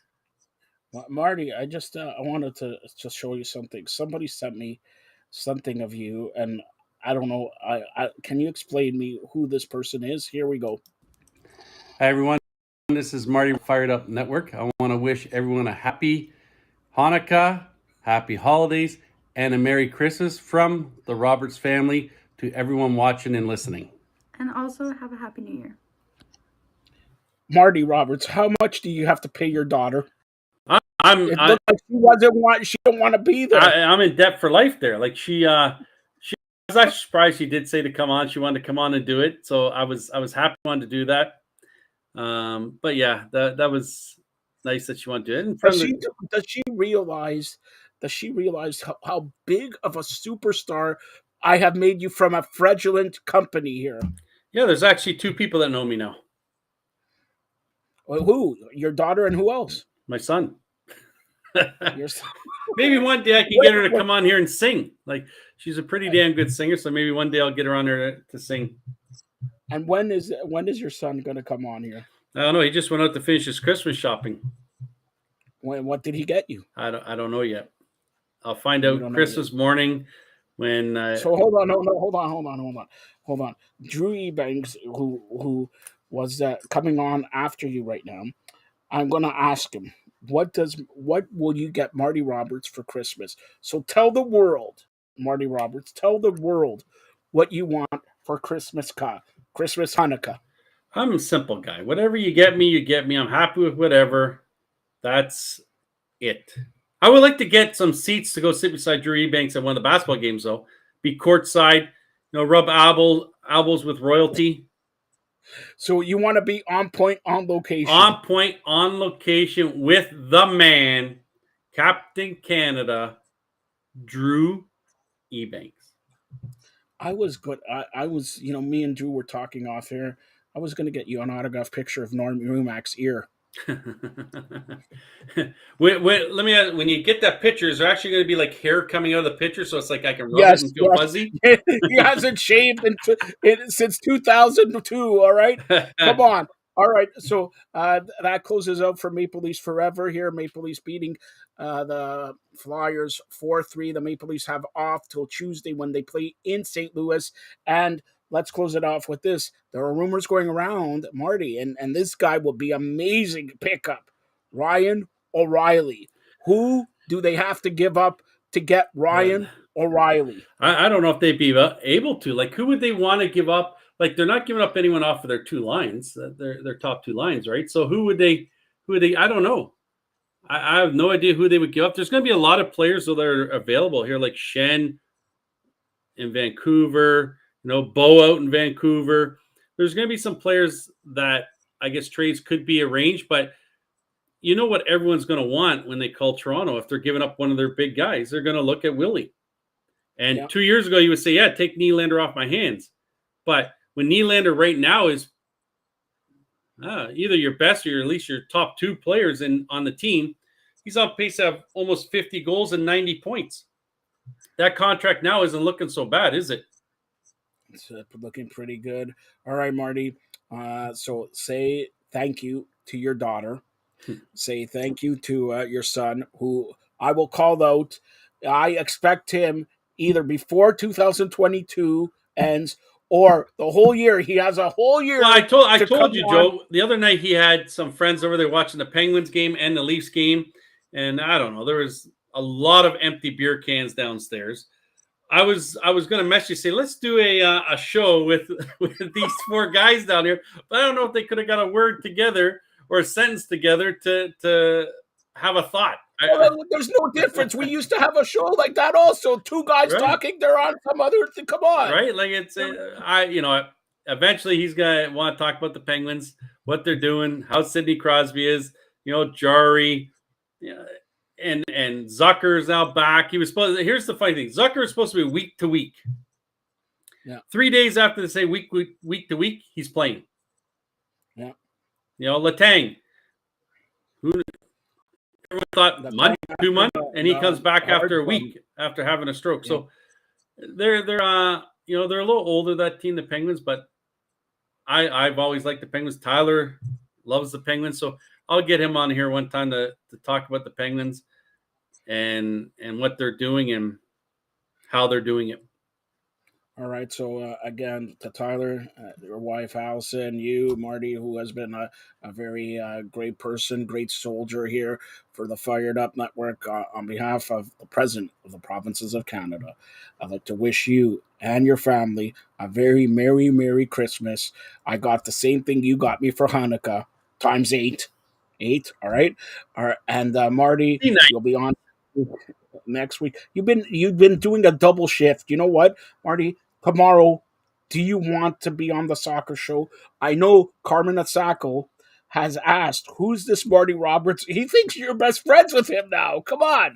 Like Carm needs to invite me and give a speech at York before a game, and I will pump those guys up. There'll be no losing when I come into that change room with Carm. They will know what's going on. I'll let Carm just sit down. Carm can be the water boy that day. I will take control and sit there. They get these fancy little booths they can sit in down on the field. As long as I don't have to wear a shirt and tie. I don't want to wear a shirt and tie.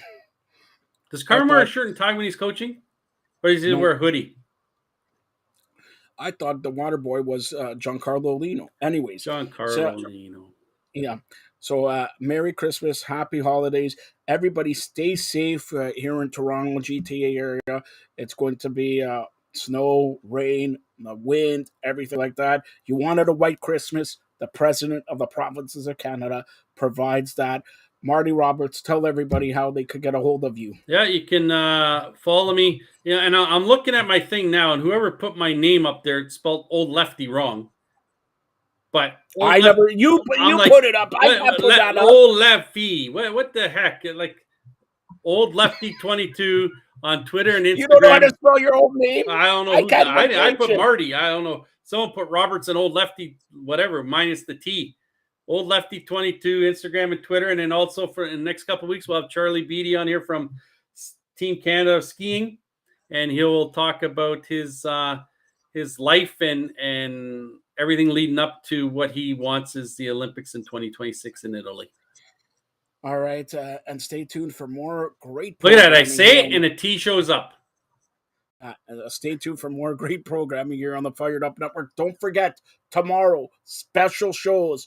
Carmen Asako, Marty John Roberts. Freeman Nelson, maybe John Carlo Luna, Marty Roberts, plus Dale Brown, the coach of LSU, and the Renaissance Mama. And if that's not all, Marty, we got a special. It's Christmas time. It's Hanukkah time. The ladies of the Fired Up Network. Yes, you sing. Come on, female. Come on, sing low. Come on, female empowerment movement. We got a Christmas concert coming up. A Christmas concert coming up on Saturday night. We're gonna play that, and then Sunday, based on what presents Marty gives me for Hanukkah Christmas, I may be back on here. Marty, I don't know who Washington's playing. The Washington win this week. San Francisco, they're playing. I think they're dogs by 7. We had this discussion with Steve. I think Wentz has to come back in. Like Heineke's okay, but you know what? What's his name? Purdy from San Francisco's been pretty freaking good since he's come in there. But they're coming against the defense, and Chase Young is back this week. That's another guy he's gonna be. This is his first game of the season. He's gonna be full of, we'll call it piss and vinegar, and he'll want to chase down. He'll be fired up, man. He is going to be so fired up to be in a game that I'm taking Washington to win outright this weekend against San Francisco. And on that note, Marty, I don't ever say that I don't put her back on here. Here's the final comments by Marty Roberts and his daughter.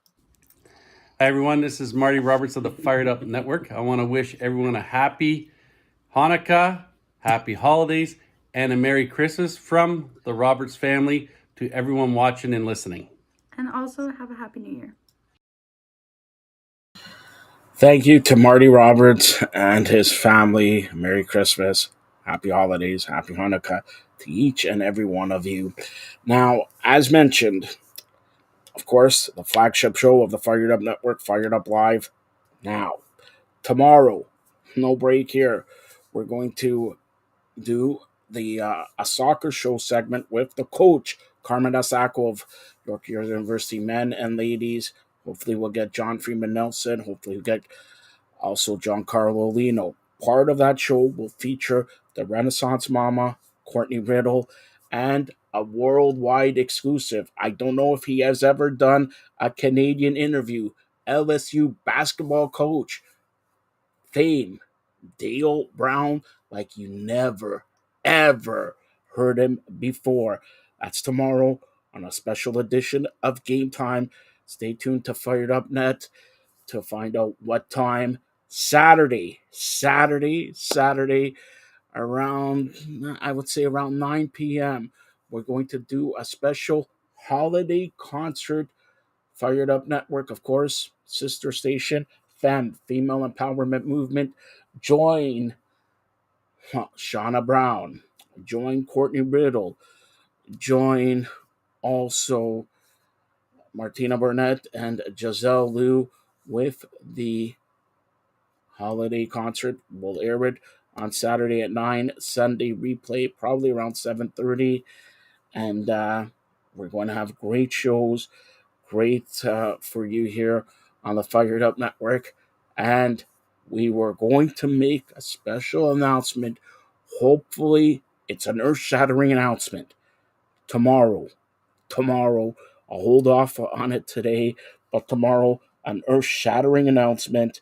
And right now, to close out the show, is a special, very, very special edition of NBA Jump Ball featuring Captain Canada Drew Ebanks, sports fluent Anthony Kay, and former Toronto Raptor, my good, close personal friend, the long range bomber, Tracy Murray. Tracy had a little bit of audio issues. We're hopefully going to get him on next week as well. But here's a special edition of NBA Jump Ball talking about Christmas Day game with Drew, Anthony Cave, the sports fluent, and Tracy Murray. Everybody, this is Joseph Hasek, and welcome to the Fired Up Network. Welcome to the flagship show of the Fired Up Network, Fired Up Live, and welcome to NBA Jump Ball with Captain Canada Drew Ebanks and the Coach of the Year. Yes, he's more fluent. The Coach of the Year, who named the Coach of the Year, Drew Ebanks, of course. Anthony K here. Merry Christmas, Happy Holidays to each and every one of you. First of all, Christmas Day game here. Christmas Day game, a couple days away. Which game, I'll start with Anthony, which game are you looking forward to the most? Because, Anthony, I know, we have a little bit of heat. Now, Drew doesn't know this, but the Buffalo Bills are taking on Anthony's team, the Chicago Bears. And Buffalo Bills are favored by 75 points, and he's still taking the Buffalo Bills. Go ahead, Anthony. Yeah, I think they covered that one. What game? I think it's a clear choice, right? It's the best two teams in the East. The one that I think is going to be the winner of the NBA final this year. It's the Celtics and the Bucks. I think it's these two teams. These are the best two teams I see. Been the most consistent, the most talented once the Bucks get healthy. That's the game I'm going to watch. There are some other games that I was hopeful for when the schedule came out. Not as excited for anymore. All right. And Drew, what do you say? Obviously, same choice, Bucks Celtics. I mean, I'm not a huge Celtics fan, to be honest with you, being a Toronto Raptors guy, but you have to love what they're doing. You have to love Jason Tatum. I mean, pretty much to me, the front runner for the MVP. And then you have Giannis and the rest of the crew with Milwaukee quietly doing what they do. Nobody really paying attention to them. And they're going to most likely make it to the Eastern Finals.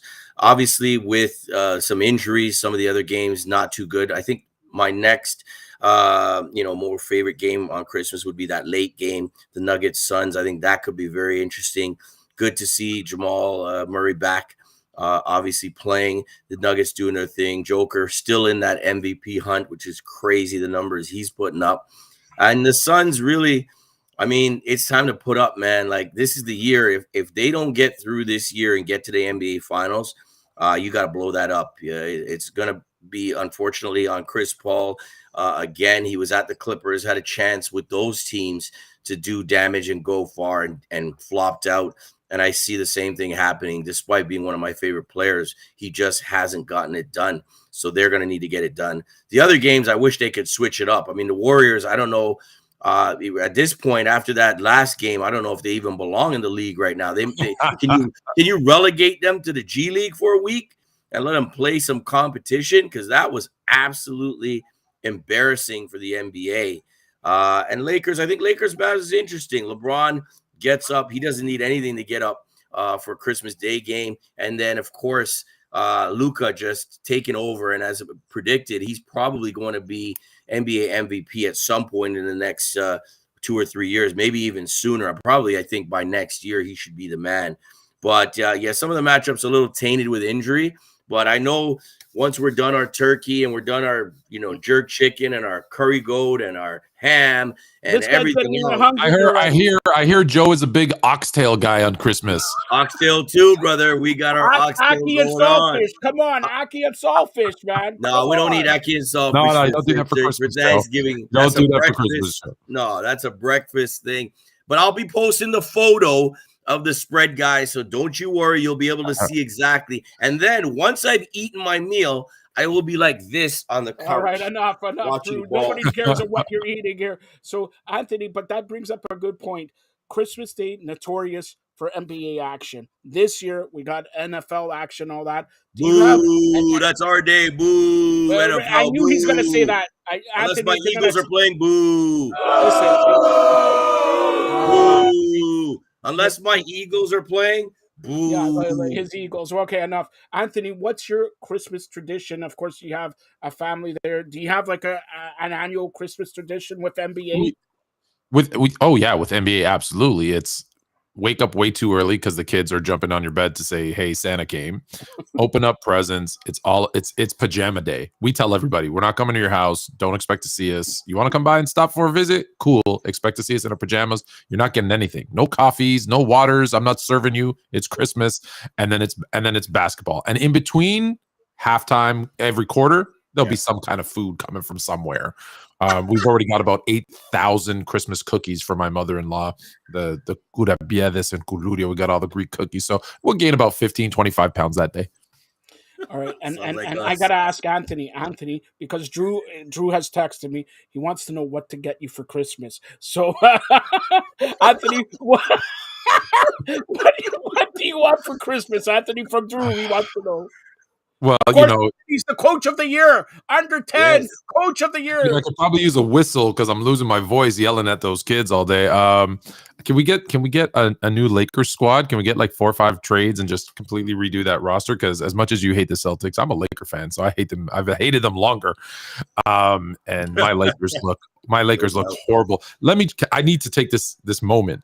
I need to take this moment because everybody called me crazy 2 weeks ago or a week ago when Anthony Davis was on his incredible run and playing the best basketball we've seen him play maybe in his career. And I said, trade him. And they said, are you crazy? I said, trade him. Why would you trade him? I said, because next week, and I didn't mean to put any bad juju on him, but it's Anthony Davis. I said, he's going to be hurt next week. And then everyone's going to be saying, oh, you should have traded him. Well, I told you, should have traded him right in the middle of that streak. Could have got a beautiful haul, draft picks, young players, maybe a star in there. And we could have started the rebuild because the Lakers aren't going anywhere. All they're doing is waiting for LeBron to pass Kareem. That's it. That's all they're playing for. It's sad. It's sad. All right, Drew, the same question. I want to know what you want for Christmas because Anthony's not going to get you it. Marty Roberts has promised he will get you something for Christmas. So what do you want for Christmas? Man, I'm just a simple guy, man. Family, that's what I love. I mean, we get together. We, unlike you, Anthony, we actually leave and go to my uncle's house. We head up to Maple every Christmas Eve. Sorry, not Christmas Eve, Christmas Day in the evening. And yeah, we're watching ball at home in PJs just like you. But then we got to put on some duds and head out up to Maple for the big family, usually between 20 and 30 people, maybe sometimes even 40, just depends. But we love it, man. We get together on every family occasion. So especially on Christmas, Thanksgiving, Easter, all those. But again, a great day. And after the day, I'm like, man, I'm really sick of basketball. By the time you get to that 10:30 game, I'm like, I've had enough of hoops. But we sit there, we're in front of the TV. The kids are in the other room. They're doing their thing. They're downstairs in the basement running around. And like I said, health and strength for everybody. And, prosperity. I think, Joe, you've got some great news that you're probably going to share soon with people. And, we know how long you've been trying to get over the hump and get things moving and being able to, see some rewards for the hard work. And I pray every day. I pray Fired Up, gets that opportunity because I think the amazing talent you see right in front of me right here with you guys and the rest of the crew, and breaking news and, real behind the scenes info from everybody and a dedicated crew. I wish that Fired Up is that independent network that breaks through to the mainstream in 2023. And that's all I could hope for. And of course, On Point as well. I hope we can do it. And Fluent, you keep doing it, man. You keep getting on ESPN and doing your thing, man. The world needs to see that face a little more, Anthony. Let's do it, brother. Some people don't want to see that face, all right? Don't want to see that face. They only had a face for radio. I don't know what that means. Don't hate on the guy, Joski. You got the haircut going. I see you doing your thing. Here's the whole thing. He alluded to this, okay? As you know, I'm the president of Provinces of Canada, and here is Captain Canada, Drew Ebanks, the coach of the year, the Fluent, Anthony Kay, and now I'm in the running for the mayor of North America. He actually, I wasn't going to let it the Canada, but the mayor of North America. But yeah, more details regarding something special coming to the Fired Up Network very, very soon. Maybe at the end of tonight's show. But we are supposed to have also, Drew, we're supposed to have a very, very special guest joining us in about 5 minutes. So we're gonna continue on here. Drew, let me ask you this: Christmas Day, the NBA.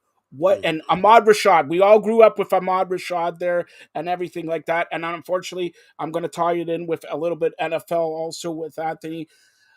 Christmas night or Christmas Eve night. We're having the 50th annual Pittsburgh Oakland Raiders or Vegas Raiders, but unfortunately, Franco Harris passing away just days before they're going to honor his jersey, honor him, honor the team, and everything like that. But going back to Drew, and then I'll go to Anthony.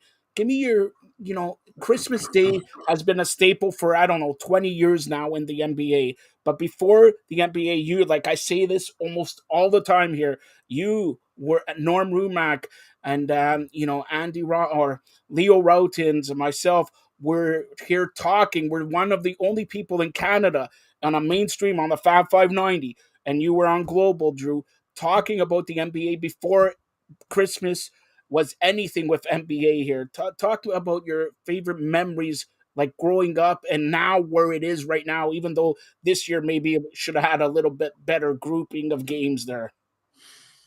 Wow. I mean, Anthony talked about the Lakers, man. I mean, that to me, like, that's everything for me. That, like, changed my life. I mean, just watching Showtime, just watching Magic and Cooper. I mean, I love Michael Cooper. Watching Big Game James, that reverse pivot move on the baseline. Byron Scott, the Lakers girls, cheerleaders, and the celebrities, Jack Nicholson and Penny Marshall. And, you go down the line and everybody just being there, and that bright yellow, taking on teams like the Celtics.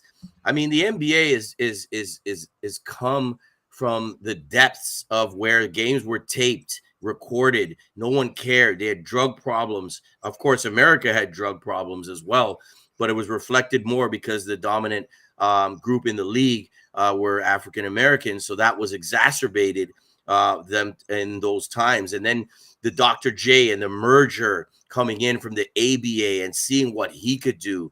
And then going into, the Pistons era, which you hated.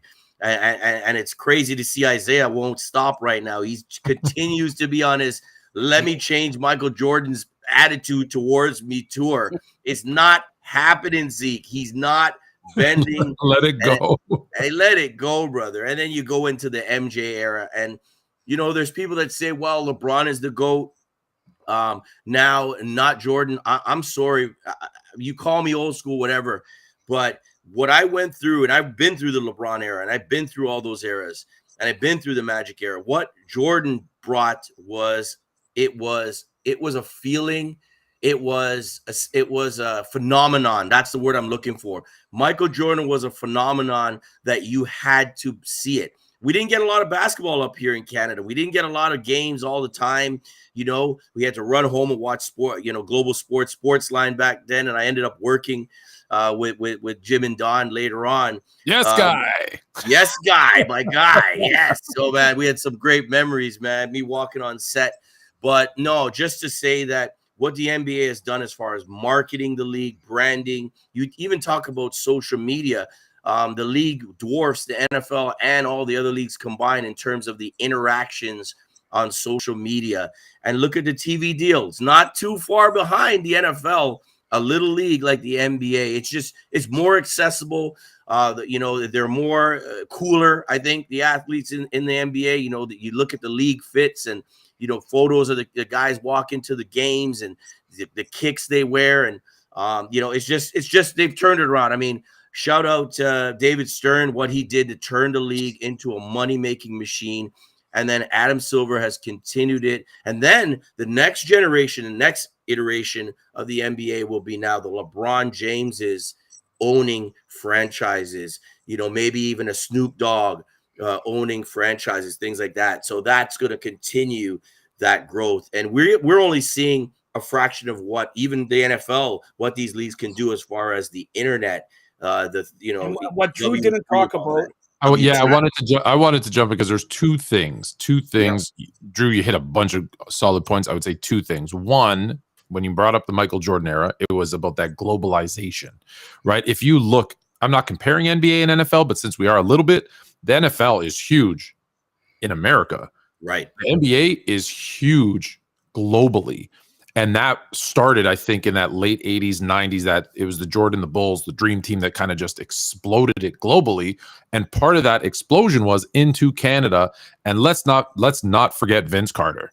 What Vince Carter did for basketball in Toronto, in Canada, it made it. There's a great piece, the Carter Effect. I think LeBron and I think Jay-Z, some guys partnered up and did the Carter Effect, which really, I think, did a great job of encapsulating what it meant. You know, as a guy who was watching basketball in the 80s and had a hard time finding a place to just go shoot around, what I saw during those 2000s with Vince Carter, now there's basketball hoops popping up everywhere. Every kid now is playing basketball. There's traditionally hockey kids are like, I want to play basketball. It was something new, and we're seeing it now in the draft with how many Canadians in the draft, how many great players there are in the NBA, and that number continues to rise. If you think about it, a population equal to that of California, and we've already put that many players in. It's been phenomenal to see, as someone who's been watching since, I tell everybody my first year watching basketball was, which is why I was a Laker fan, Magic's rookie season in the NBA when they won a chip, right? And he was my favorite player. To see that growth from tape delay, like you said, watching as many highlights as I could. There's no YouTube. I can go watch a game. So to see that to where it's come today, it's incredible, phenomenal. They don't know what we had to do to watch the game. I'd run to my friend's house who somehow got it because there was a 2 a.m. game and they taped it on VHS, and we'd watch and have to tape over to the next game to watch. Like, we struggled, man. We struggled. So it's great to see where it is. Globalization. You talk about there's games next year in Paris, right? They've been to China and all that. UK, and England, Mexico. Drew is the oldest of them all, Anthony, here, okay? But me and you are around the same age. Drew is a little bit older, maybe 20 years older. But Drew did not mention, and I know, Anthony, you got kids and all that, but NBA 2K. It's the newest thing. Sure. Yeah. 2K, everybody goes out there, and I think it's the number one selling after FIFA. Number one selling. Everybody plays and it's the most realistic thing in the world. What people want to say, and you're coaching, like I say, Drew is Captain Canada. He's in there with grade 2, grade 3, 15, 20-year-olds and all that. And Anthony, I mentioned you, the coach of the year, coaching under 10. Think about that. 5, 10, 20 years ago, do you even think you would ever coach basketball? 10-year-olds.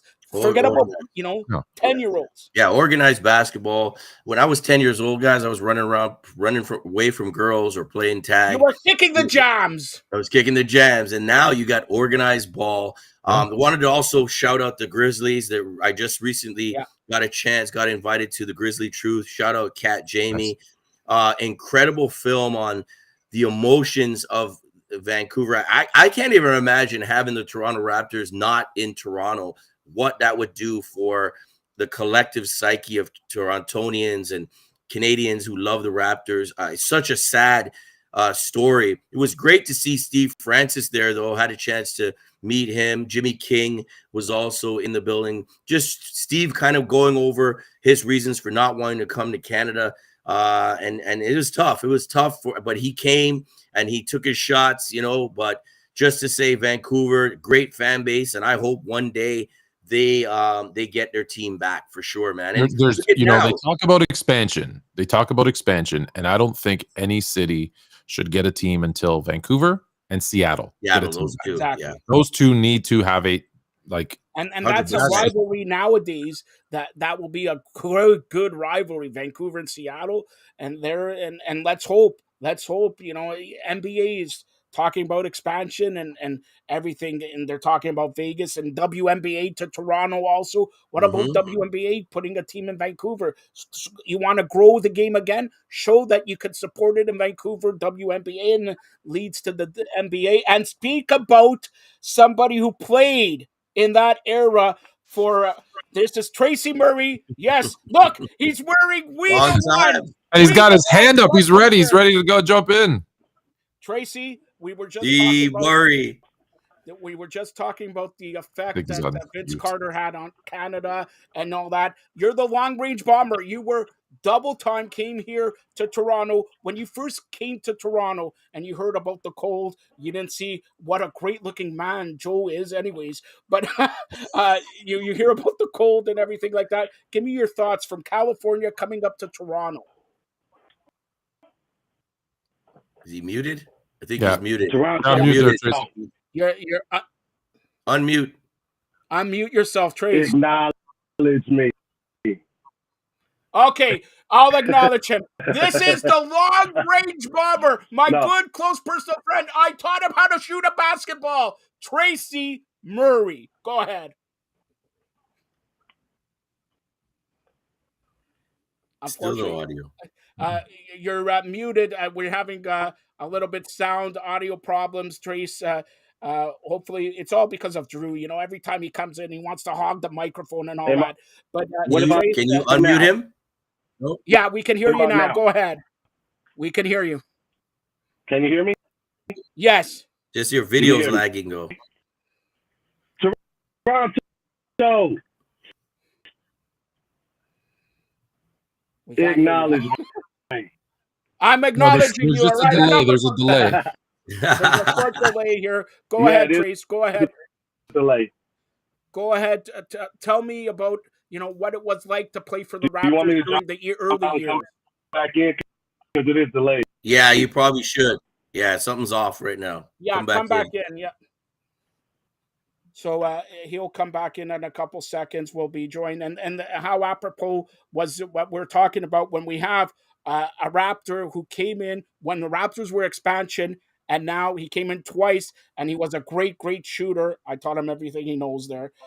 He's back now. Hopefully we can hear him. Trace, can we hear you?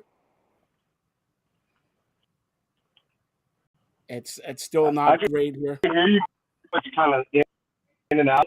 All right, Drew, you want to take Drew and Anthony? I'll shut up. Go ahead. You take it. No. Okay. So it's weird that it's delayed like that. Something else.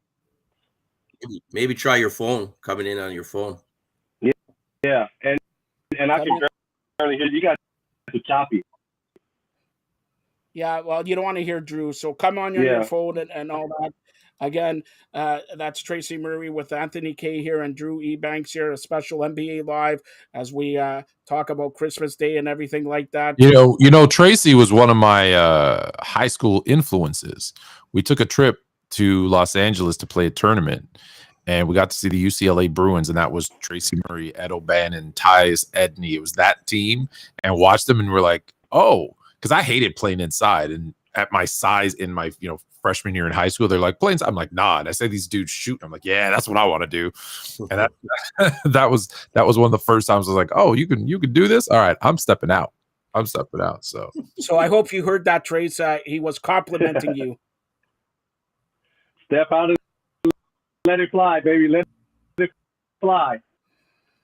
All right, Trace. Let me ask you a question. When you came first time, let it fly. When you came first time to Toronto, what were your thoughts coming over from California to Toronto in the cold and everything like that?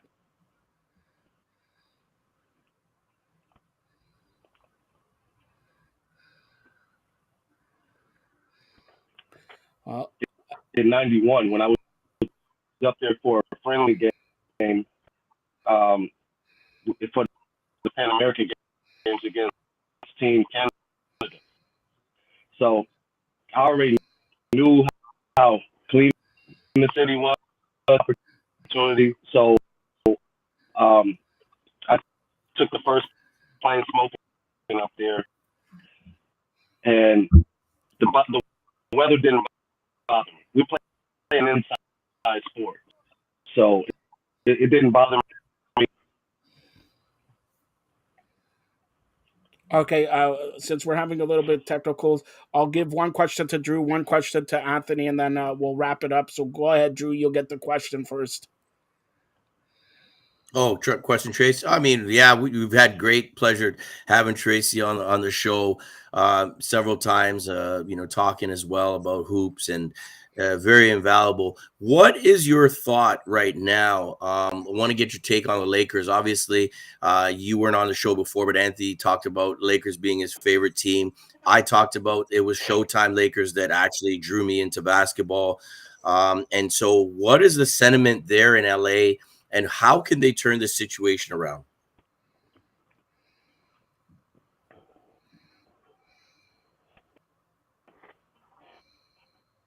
Magic pushing the ball down the middle. Byron Scott down one lane, Worthy running the other. The cap was leading us. Michael Cooper was 6 man and Kobe. Then just another good run with Kobe. But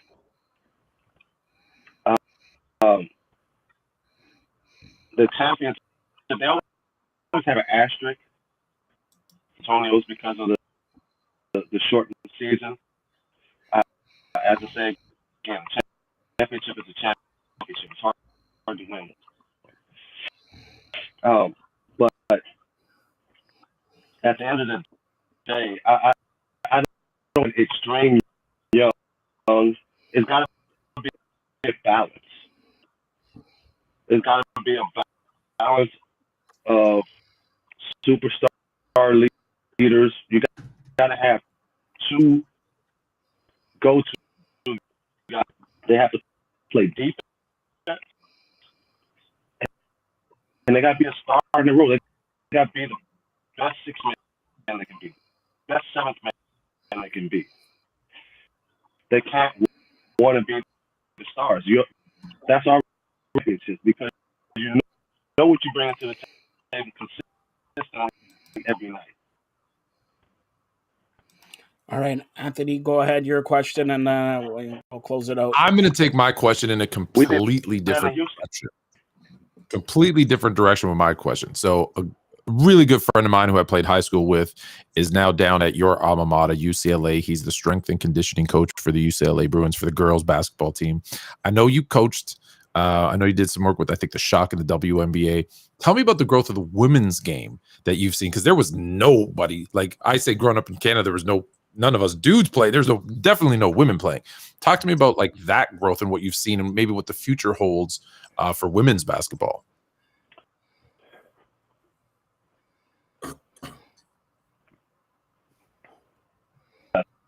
When she was trying to make Team USA again for the last time,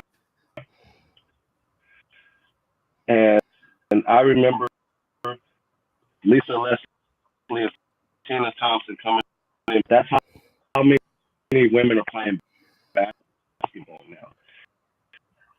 now. You got to credit those great Stanford, Tennessee, and UConn teams. They've had stars because now they have something to shoot for. And, they make most of their money overseas. They make really good money. It also helps that, Kobe shed light on the situation before he passed and how he was going to try to help grow the game. Daughters, they're out there and they're more involved in the girls' circuit. Yeah. I'm involved in the girls' circuit, helping my niece and my daughter. Those daughters that are in the circuit just trying to figure it out and take it to the next level and out there, killing, knowing how to play. And I always thought the women's game was more fundamentally sound than the men's game. Yep. But All right. now they're starting to have some. So, I mean, I really enjoy the women's game and the growth of it. All right. I know. Let's get out and watch the WNBA and get them ladies paid. It's fundamentally, Joe. I don't know how much you've seen, Joe. It's like it is okay. They're not the high flyers, but the fundamentals. Like if I'm teaching are better than men. If I'm teaching my youth team how to play, I'm showing them WNBA highlights. Be like, here, look at the back screen, look at the cut, look at the passing. Like that's where you get that stuff from. It's we don't watch it enough. Buy the merch, right? Get them the. All right. I know, Drew. I know, Drew and Trace. Next week you're invited on because I know Anthony wants to talk wrestling, but Drew Ebanks does nothing want to talk about wrestling. But next week, yes, acknowledge him, Drew. Acknowledge him. He is the tribal chief. The tribal chief. All right, acknowledge him, Drew. Drew, tell everybody how they could get a hold of you. By the way, Merry Christmas to you. I am the honorary ooze. Okay. In other words, first of all, Trace, I'm the Paul Heyman here. So in other words, Drew, okay, Tracy is Usi. Tracy is Usi. Yes, you are. Usi Tracy. Usi Tracy. Drew, tell everybody how to get a hold of you. Trace will be back next week to talk about wrestling. But Drew, go ahead. OnPointBasketball.com, On Point Basketball on Instagram, Drew Ebanks on Twitter, and also On Point Basketball on TikTok. We are definitely making our moves there. Thank you guys. Appreciate it. Great to see y'all. And Trace, Drew can be a little bit more Usi, right? Come on, Drewsy. How about Drewsy? Come on, next week, Drew, I want you on here to be Drewsy. I have no idea what y'all is talking about. That's okay. Anthony did have a question since he did not ask. Trace, have you ever played in the Greek League, or are you familiar with Greek basketball? 3 years in the Greek League. I know this. That's why I'm asking. 2 years in the Greek. Oh, 2 years off. Close. I play with Panathinaikos, and I play with Pau. Panathinaikos is the best team in Greece, and then there's playing in the Euro League and the Greek League with the best team. I played with the great teams. And here's the question, Trace. Anthony wants to know: have you learned any Greek? The guys always teach you the bad words. So I can't say the bad words. They teach you the bad words. That's true. Off there, you tell me off there. Hey, my teammate Mike Batiste just won the Greek Hall of Fame. Greek Basketball Hall of Fame. Really? Okay, Anthony. And then my coach from Pau. Tell Trace how he could be more sports fluent. At sports_fluent, TikTok, Twitter, IG, or of course, check out all my shows on the Players Choice YouTube network.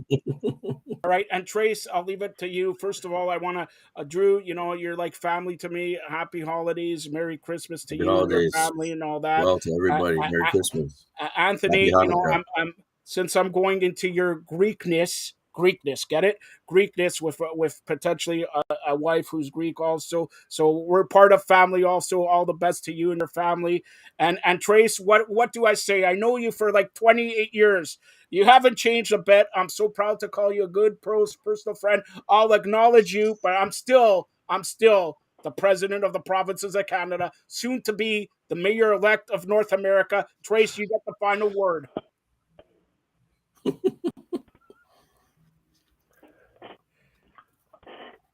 Joe, you have to leave. You have to acknowledge, first of all. Last but not least, I all jokes aside, I want to wish everybody Merry Christmas, a happy holidays, and just be safe, man, because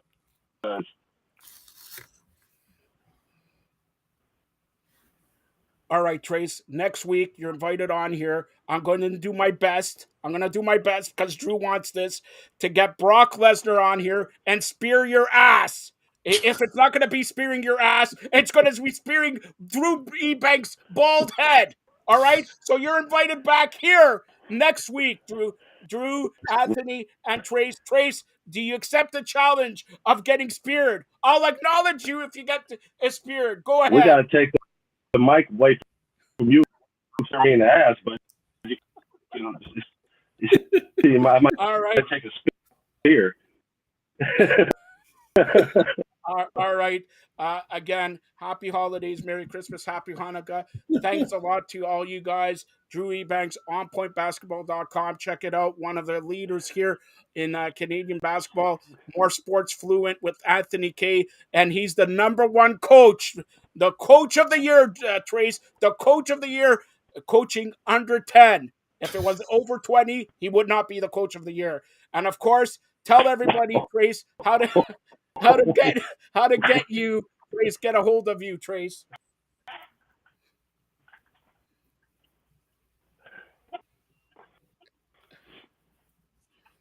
All right, that's to get a hold of Tracy Murray. Real coming Tracy in now. Murray. It's coming in now. Okay, go ahead. No, I missed it. You got it, Joe. Real Tracy Murray. Stay tuned for more great programming here on the Firedup Network. And Trace, I'm going to acknowledge you next week when we talk wrestling. Sasha Banks in New Japan Pro Wrestling, AEW. Come on. Drew, do you know anything about AEW? No. Anthony, can you spell AEW? No. So, Trace, it's only going to be me and you, all right? I acknowledge you. Acknowledge the whole world. Merry Christmas. Happy holidays. Be safe. Thanks a lot, guys. Thank you. Well, that was Anthony K, more sports fluent, Drew Ebanks, Captain Canada, On Point Basketball, and my good, close personal friend, longtime friend, former Toronto Raptor, great guy, for, 30 years maybe, Tracy Murray. Remember, that concludes Fired Up Live for tonight. But tomorrow, a special edition of Game Time with the coach, Carmen Asako. Hopefully, we'll have John Freeman Nelson, the Hall of Famer of OSG Sports in Atlanta. We'll also have Giancarlo Alino recapping the World Cup Finals, looking ahead to MLS and all that. Then we have Part of Femme, the Renaissance Mama with Courtney Riddle, and then a worldwide exclusive. Nobody will provide you this interview with LSU basketball fame coach Dale Brown. That's tomorrow. Stay tuned to Fired Up Net for the time. And then Saturday, probably around, 7:30, 8 o'clock, Christmas Eve edition. FEM take center stage, Female Empowerment Movement. Join FE Movement. That's our social media. Join FE Movement. Well, we'll have a holiday concert. We'll replay on Sunday, Christmas Day, about 7:30. All in all, an independent company bringing you great original programming, and hopefully tomorrow we'll have unveil a huge, huge, huge, earth-shattering announcement that you gotta check out here. By the way, I want to thank everybody on the show tonight who appeared on the show. Steve Carney, good friend of mine from Tampa, St. Pete, and real good friend of mine, Steve, always a class act. Marty Roberts, what can I say? The grizzled young veteran. Marty doing double duty with Steve, and then the Maple Leafs forever. And of course, Andy McNamara with the Ultimate Fantasy Football Show. Second quarter, the Jaguars lead the Jets 10-3. And we just saw him right now. Tracy Murray, Anthony K, Sports Fluent, and Drew Ebanks. But tune in tomorrow. We got another great show. Now, I want to take this special opportunity since I'm the president of the provinces of Canada to wish everybody out there a happy Hanukkah, Chag Sameach, a happy and merry, healthy Christmas. And hopefully next year will be even better. And stay safe, everybody. Here in Toronto, it's raining, windy. Looks like it's going to be freezing rain. Looks like it's going to be a snowstorm. Kids are already off school. They were supposed to finish school tomorrow, but they're off school. So stay safe. Stay safe. And I want to say a very Merry Christmas to a lovely lady of mine, Patricia. Hopefully, you have the best Christmas ever. Hopefully, Santa has been very good for you in the last couple weeks. And especially my sister, who's also not in Canada, in Florida, hopefully watches. Give a big hug and kiss to the kids. And to my sister, I'm expecting my geld here, all right, for Hanukkah. Stay tuned for more great programming here on the Fired Up Network.